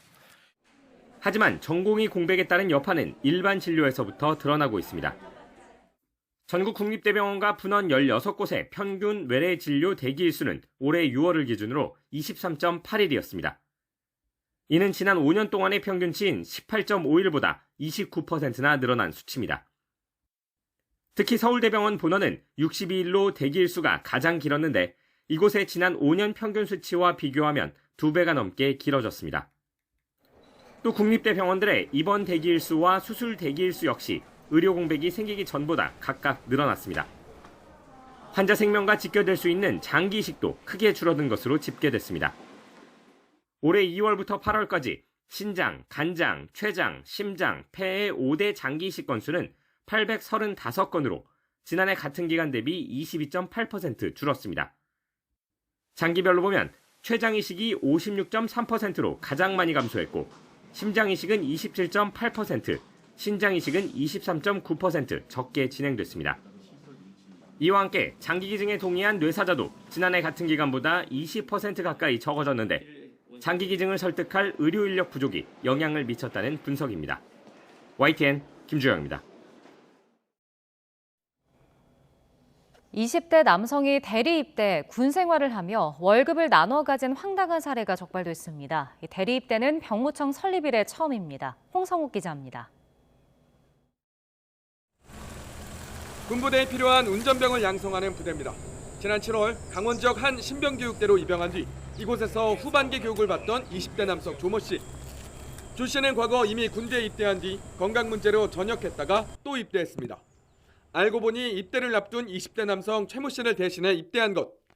인터넷을 통해 만난 최 씨가 군 월급 절반을 나눠주겠다며 대리 입영을 제안하자 이를 받아들였습니다. 최 씨 행세를 하며 신체 검사를 대신 받고 신병교육대와 자대 배치에 이어 후반기 교육까지 받으며 3개월 가까이 군 생활을 이어가던 조 씨. 병무청과 군부대까지 모두 속인 군 생활은 발각을 두려워한 최 씨가 자수하며 드러났습니다. 대리 입영 사실을 뒤늦게 확인한 병무청은 경찰에 신고했고 경찰은 제 뒤로 보이는 수송교육연대에서 조 씨를 긴급 체포했습니다. 조 씨는 경찰 조사에서 생계가 곤란한 상황에서 월급을 나눠 갖고 의식주를 해결하기 위해 대리 입영했다고 진술했습니다. 실제로 2등병 월급 64만 원 가운데 30만 원 정도를 나눠 가진 것으로 알려졌습니다. 대리 입영 적발 사례는 1970년 병무청 설립 이래 처음인 것으로 전해졌습니다. 병무청은 본인 확인을 제대로 하지 않은 사실을 인정하고 홍채 인식 등 확인 절차 강화를 검토하고 있습니다. 사단에 들어갈 때 병무청에서 신분증하고 본인 여부 확인한 다음에 군부대 입영을 시키거든요. 그 과정에서 저희들 본인 확인이 소홀한 부분이 있었고요. 검찰은 병역법과 주민등록법 위반 등의 혐의로 조 씨를 재판에 넘겼고 공범인 최 씨도 조만간 기소할 방침입니다. YTN 홍석입니다. 이른바 짝퉁 텀블러 13만 개를 만들어 팔아 수십억 원을 챙긴 일당이 적발됐습니다. 반값이라는 홍보에 관공서와 기업들도 속았습니다. 박소정 기자입니다. 경기도 김포에 있는 창고 사무실. 상표 특별사법경찰이 압수수색에 나섰습니다. 곳곳에 수북이 쌓인 상자들. 이른바 짝퉁 스타벅스 텀블러를 만들던 곳입니다. 레이저 기기로 스타벅스 로고를 똑같이 새기고 포장 상자에 사용 설명서, 스티커까지 누가 봐도 정품과 다를 바가 없습니다. 이렇게 위조 제품을 만든 총책 53살 A씨를 포함해 일당 9명은 경찰 단속에 덜미를 잡혔습니다. 이들은 아무것도 쓰여 있지 않은 무지 텀블러와 뚜껑, 고무 패드 같은 부품을 따로따로 중국 등에서 들여와 조립했습니다. 공식 수입 업체가 아닌 업자가 다른 유통 경로로 들여오는, 즉 병행 수입 제품이라고 속이고 정품의 절반 값에 판다고 홍보했는데, 감쪽같이 속은 관공서나 기업, 민간단체 등에서 기념품으로 단체 주문한 곳이 많았습니다. 2021년부터 3년 동안 만들어 판 가짜 스타벅스 텀블러가 무려 13만 개, 24억 원에 달하는 범죄 수익을 올렸습니다. 이제 아무런 상표가 없는 일반 상품을 수입함으로써 세관 단계에서의 단속을 피했고, 2차적으로 이제 상표를 각인을 하고 이제 인쇄를 하는 방법으로 위조 상품을 제조했기 때문에 좀 적발이 쉽지 않았던 사건입니다. 상표 경찰은 9명을 불구속 입건해 검찰로 넘겼습니다. 특허청은 로고 등이 정교해 진짜와 가짜를 구별하기 힘든 만큼 정식 매장에서 사는 게 안전하다고 강조했습니다. 이와 함께 범법자들끼리 정보를 공유하면서 단속을 피하는 수법이 갈수록 진화하는 만큼 신종범죄 대응 역량을 강화한다는 방침입니다. YTN 박소정입니다. 50만 원 정도를 입금해달라는 직장 상사, 그리고 아내 몰래 살 것이 있다면서 돈을 빌려달라는 친구, 지인들에게서 온 문자 메시지들입니다. 그런데 알고 보니 모두 피싱 범죄였습니다. 피해자의 휴대전화를 원격 조종해 지인들에게 사기를 치는 수법인데요. 초기 악성 앱이 정보를 탈취하는 정도였다면 이제는 휴대전화를 원격 조종해서 추가 피해자를 만드는 형태로 수법이 진화하는 겁니다. 피해자가 메시지에 첨부된 링크를 무심코 누르면 악성 앱이 설치되는데요. 이때 연락처나 통화 목록, 사진첩 등 모든 정보가 유출됩니다. 이뿐 아니라 휴대전화 소액 결제나 계좌이체 피해까지 발생합니다. 그럼 이 휴대전화는 이른바 좀비폰이 되고요. 범죄자들은 이 좀비폰을 원격 조종해 피해자인 척 지인들에게 돈을 빌려달라고 대량으로 문자를 보내는 겁니다. 올해 9월까지 이런 미끼 문자는 24만여 건에 이르는데 정부는 실제 유포량은 더 많을 것으로 추정하고 있습니다. 점점 치밀하고 고도화하는 피싱 범죄를 예방하려면 스스로 좀비폰이 됐는지 점검하는 게 중요합니다. 휴대전화 백신 프로그램을 설치하는 것이 좋고요. 필요할 땐 휴대전화를 초기화하는 것이 가장 효과적입니다. 또 개인정보 유출을 막기 위해 스마트폰에 신분증 사진이나 계좌와 비밀번호 등을 저장하지 않는 것이 좋습니다. 경찰청은 카카오톡 보호나라 채널을 통해 스미싱을 피해 여부를 확인하는 등 주기적인 점검으로 피해를 최소화할 것을 당부했습니다. 이 꿈의 다이어트 약으로 불리며 미국과 유럽 등에서 큰 인기를 끌고 있는 비만 치료제 위고비가 한국에 상륙했습니다.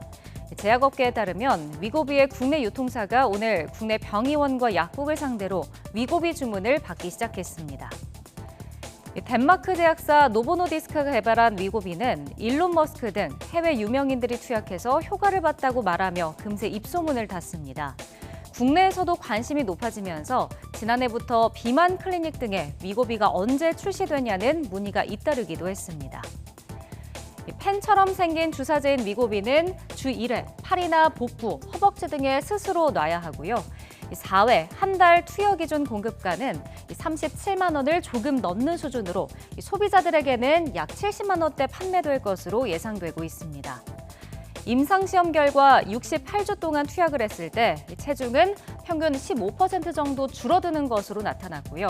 심혈관 치료에도 효과가 있는 것으로 알려졌습니다. 하지만 두통, 구토, 설사 등 부작용이 보고된 만큼 투약 시 의사 처방이 꼭 필요하고 처방도 아무나 받을 수 없습니다. 식약처에 따르면 초기 체질량 지수 BMI가 30 이상인 비만 환자와 BMI가 27에서 30이면서 고혈압 등 동반 질환이 1개 이상인 성인 비만 환자에게만 처방할 수 있다고 합니다. 지난해 전 세계 매출 6조 원 이상을 기록한 위고비. 국내에서는 어느 정도의 반향을 일으킬지 관심이 모아지고 있습니다.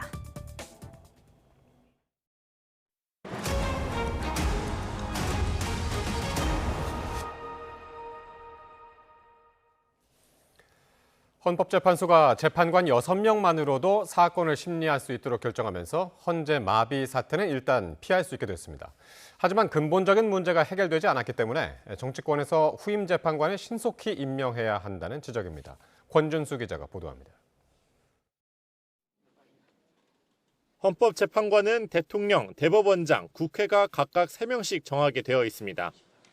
오는 17일 퇴임을 앞둔 새 재판관의 후임은 국회의 선출 몫인데 여야가 추천권 배분을 두고 의견을 좁히지 못하고 있습니다.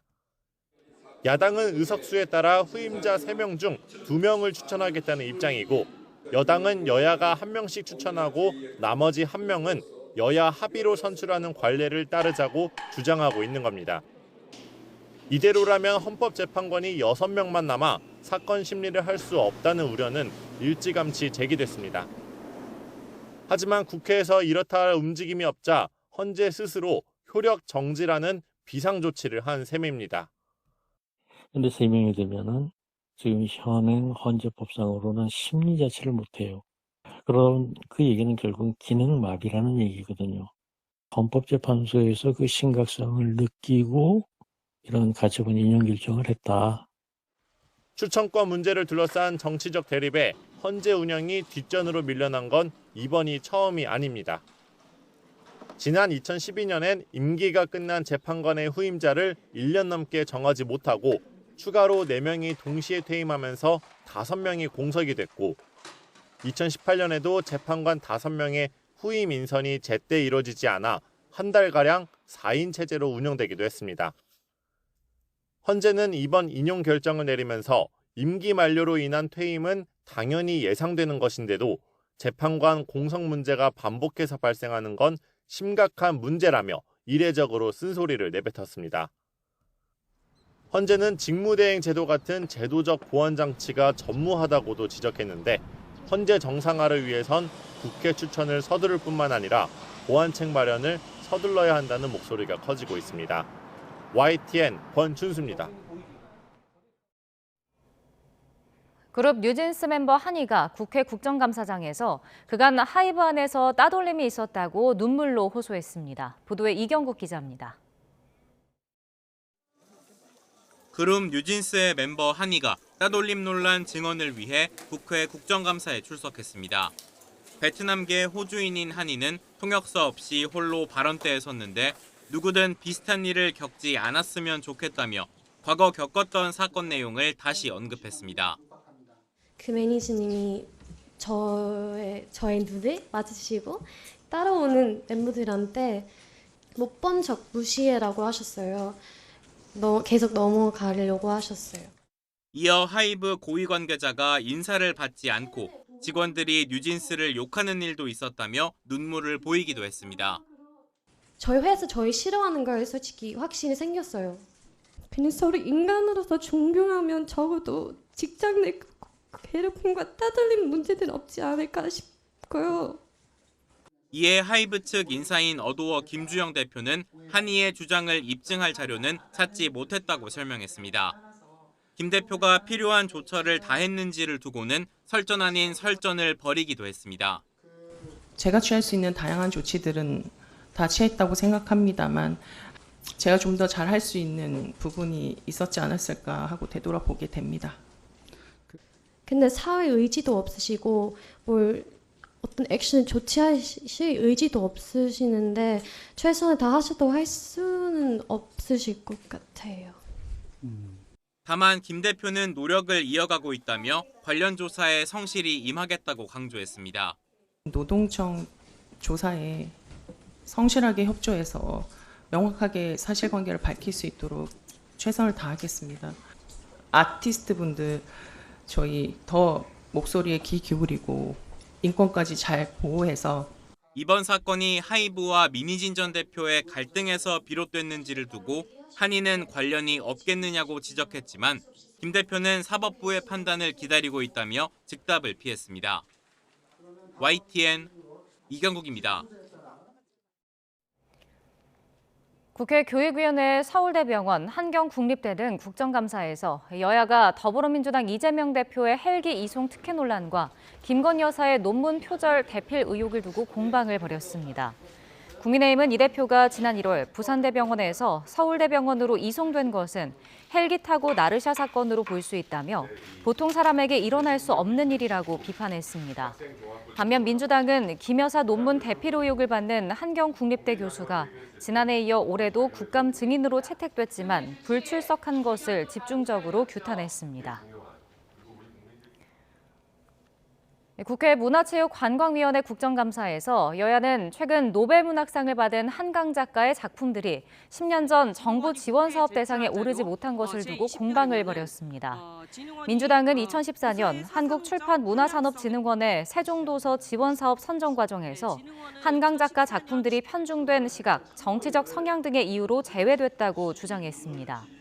반면 국민의힘은 박근혜 정부 때인 2013년부터 2015년 사이 한강 작가에게 상당히 많은 지원이 이루어졌고 이런 부분이 노벨상을 받은 원동력이 아니겠냐고 반박했습니다.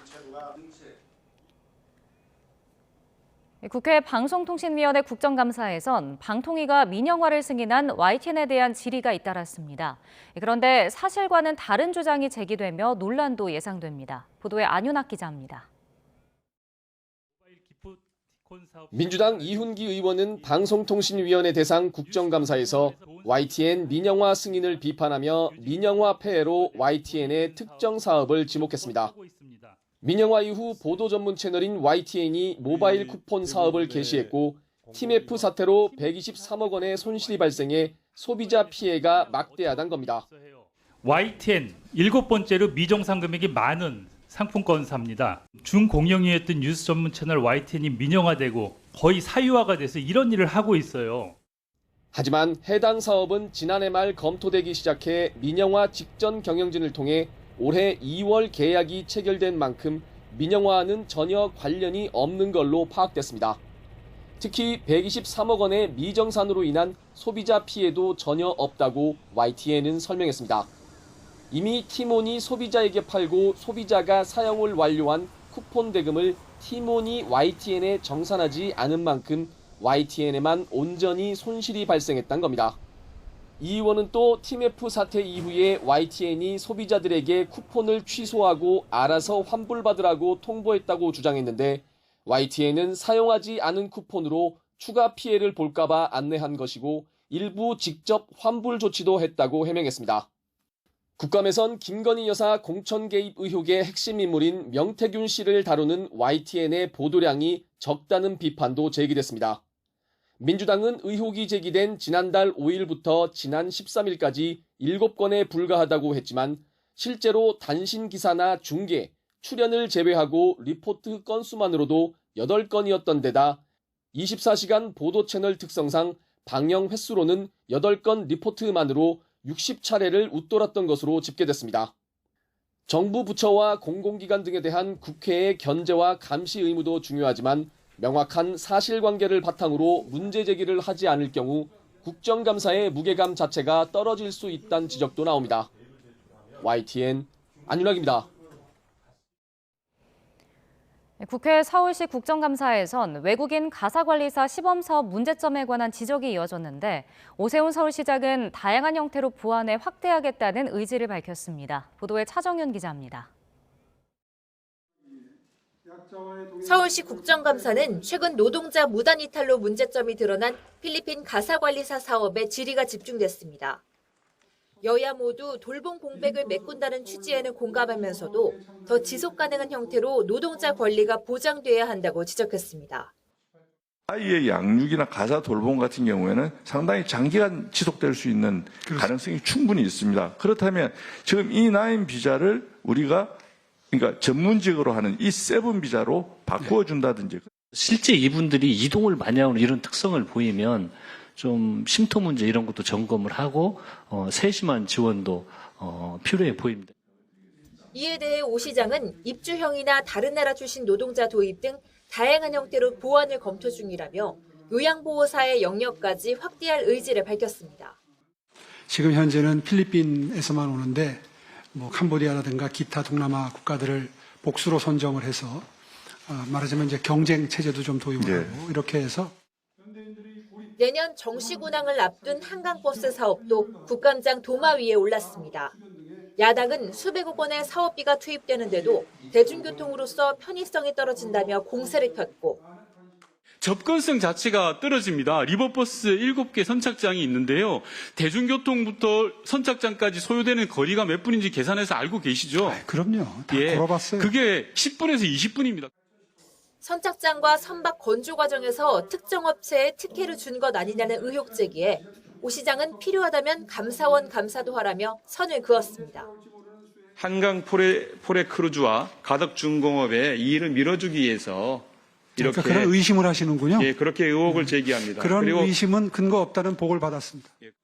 여야의 거친 공방과 함께 야당이 답변 기회를 충분히 주지 않는다며 오 시장이 항의하자 야당 의원들은 태도를 문제 삼으며 언성을 높여 국감이 20분간 중단되기도 했습니다.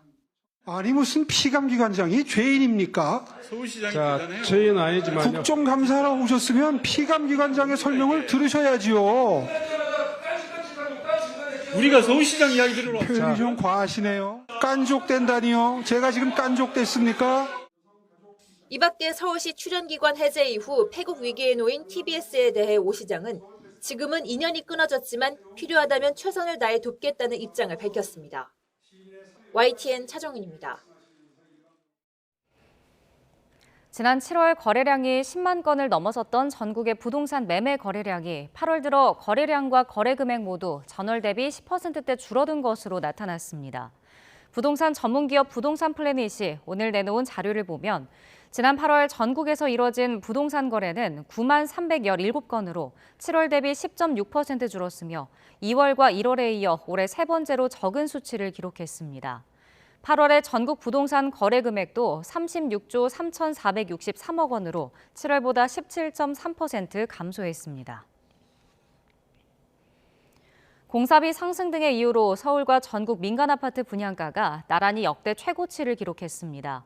주택도시보증공사 허그가 발표한 9월 말 기준 민간 아파트 분양 가격 동향을 보면 서울 민간 아파트의 최근 1년간 제곱미터당 평균 분양가는 1,338만 3천 원으로 역대 최고치를 기록했습니다. 3.3제곱미터당으로 환산하면 4,424만 1천 원으로 기존 역대 최고치를 기록한 지난 7월에 비해 22만 4천 원이 오른 수치입니다. 정부가 수학기 쌀값 안정을 위해 초과 생산량을 뛰어넘는 햅쌀 20만 톤을 사들이기로 했습니다.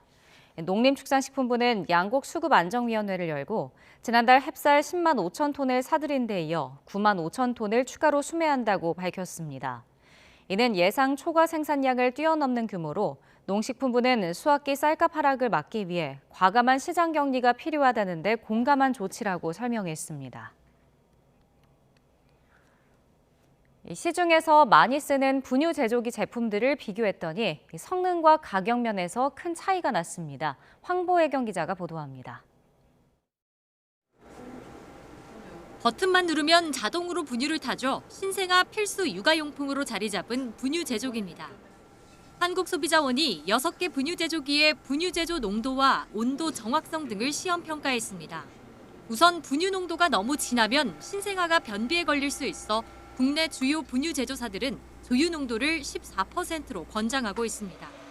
6개 제품 가운데 국산 버들과 미국 브랜드 베이비 브레짜 등 2개 제품이 권장 농도 대비 1%포인트 이내의 편차를 보여 상대적으로 우수했습니다.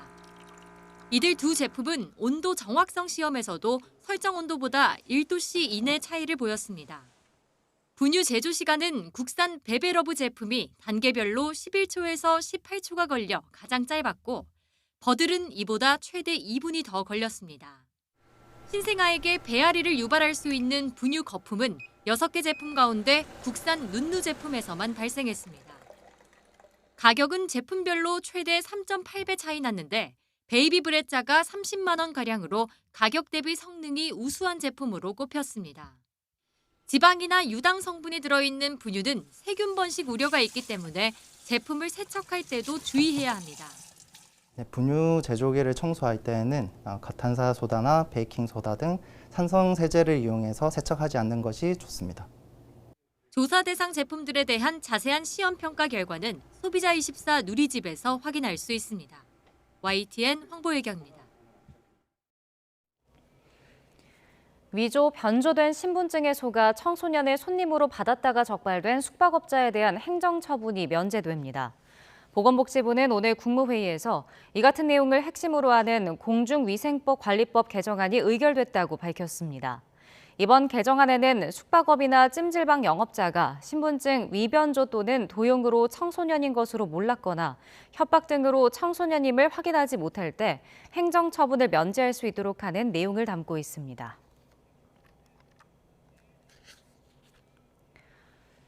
대검찰청이 신종 디지털 성범죄에 대응할 전담 조직을 꾸렸습니다. 대검 산하 디지털 성범죄 대응 전담 조직은 일선 여성 아동범죄 조사부 검사 등 8명으로 구성됐고 이 팀장은 박진아 대검 형사 4과장이 맡았습니다. 전담 조직은 딥페이크를 비롯한 신종 디지털 성범죄 사건의 수사 처리에 관해 일선 형사부에서 활용할 지침서를 내년 2월까지 만드는 것을 목표로 하고 있습니다.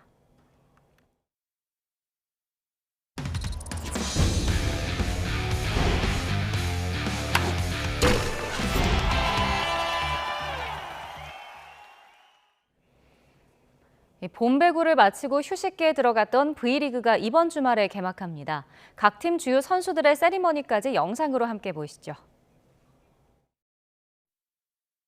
And developing our capacity to improve our games in order to have our fan very happy watching our games and also us personally enjoying what we are doing. Yeah, never stop, hungry for more. We had a lot of good memories from the past, but this season starts 0-0, and we want to show that we're here to give a new level and play a better volleyball than before. 외국인 감독님들이 지금 많이 오셨는데 몇 번 그런 얘기를 했습니다. 그들만의 개성과 여러 가지 생각을 좀 존중해 주되 그들 역시도 저희들에 대한 그런 존중과 여러 가지 생각을 좀 인정해 줄 수 있는 부분이 필요하다고 생각하고 있고요. 좀 강인한 인사를 주고 싶어서 이런 세레모니를 준비했고요. 지호랑이처럼 저희 강력한 공격력을 보여주겠다는 의미로 했습니다. 루이스 엘리안이 이제 득점하고 나서 하는 세레모니인데 또 이 세레모니를 많이 보게 되면 경기에 승리할 수 있는 확률이 높아지기 때문에 시합 때 꼭 이렇게 싸워서 이기겠다는 마인드로 최선을 다하는 OK 배구를 보여드리겠다는 우승에 대한 배고픔이 많기 때문에 별을 더 달기 위해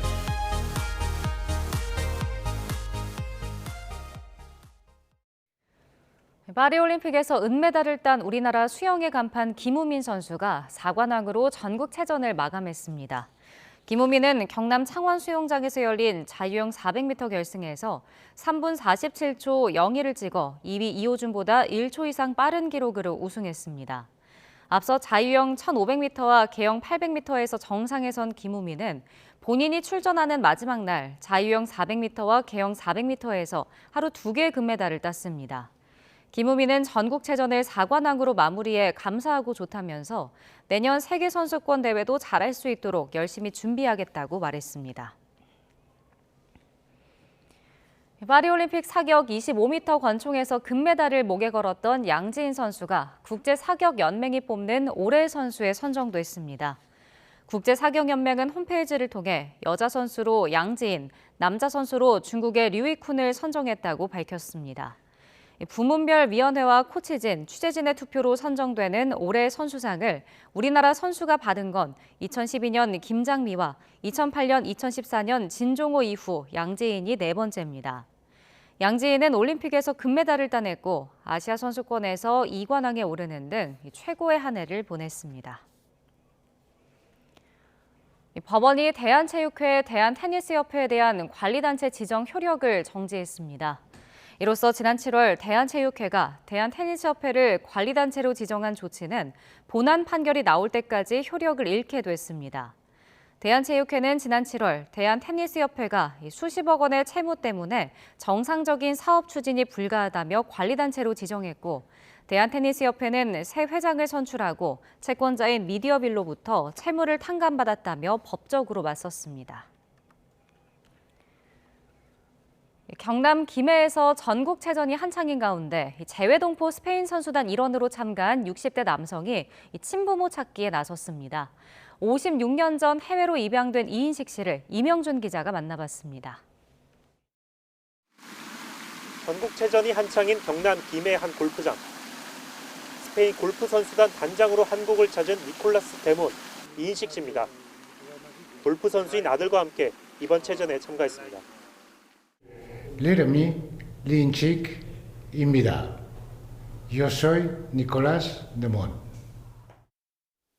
이인식 씨는 1962년 서울에서 태어나 6년 뒤 홀트시 양자회를 통해 스위스로 입양됐습니다. 이후 가족과 스페인으로 이주해 성장했고 지금은 33년 차 정형외과 의사입니다.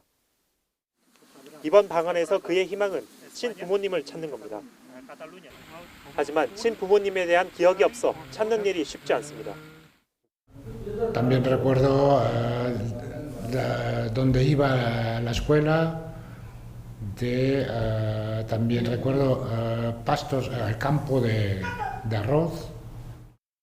De mis padres coreanos biológicos, pues no me acuerdo de ellos ni es que no tengo recuerdos. 이 씨는 친부모님이 방송을 보고 연락해 주기를 기다리고 있습니다. A los padres, si nos encontramos, nos conocemos, tengo muchas preguntas para que si puede contestarme. Ya sé que será difícil, pero me gustaría abrazarlo y conocerlo.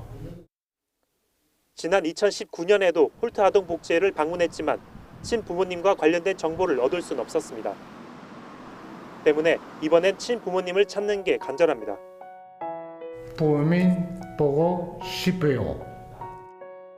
니콜라스 데몬, 이인식 씨는 오는 22일 출국하기 전까지 경찰서를 찾는 등 친부모님을 찾기 위한 노력을 이어나갈 계획입니다. YTN 김명준입니다.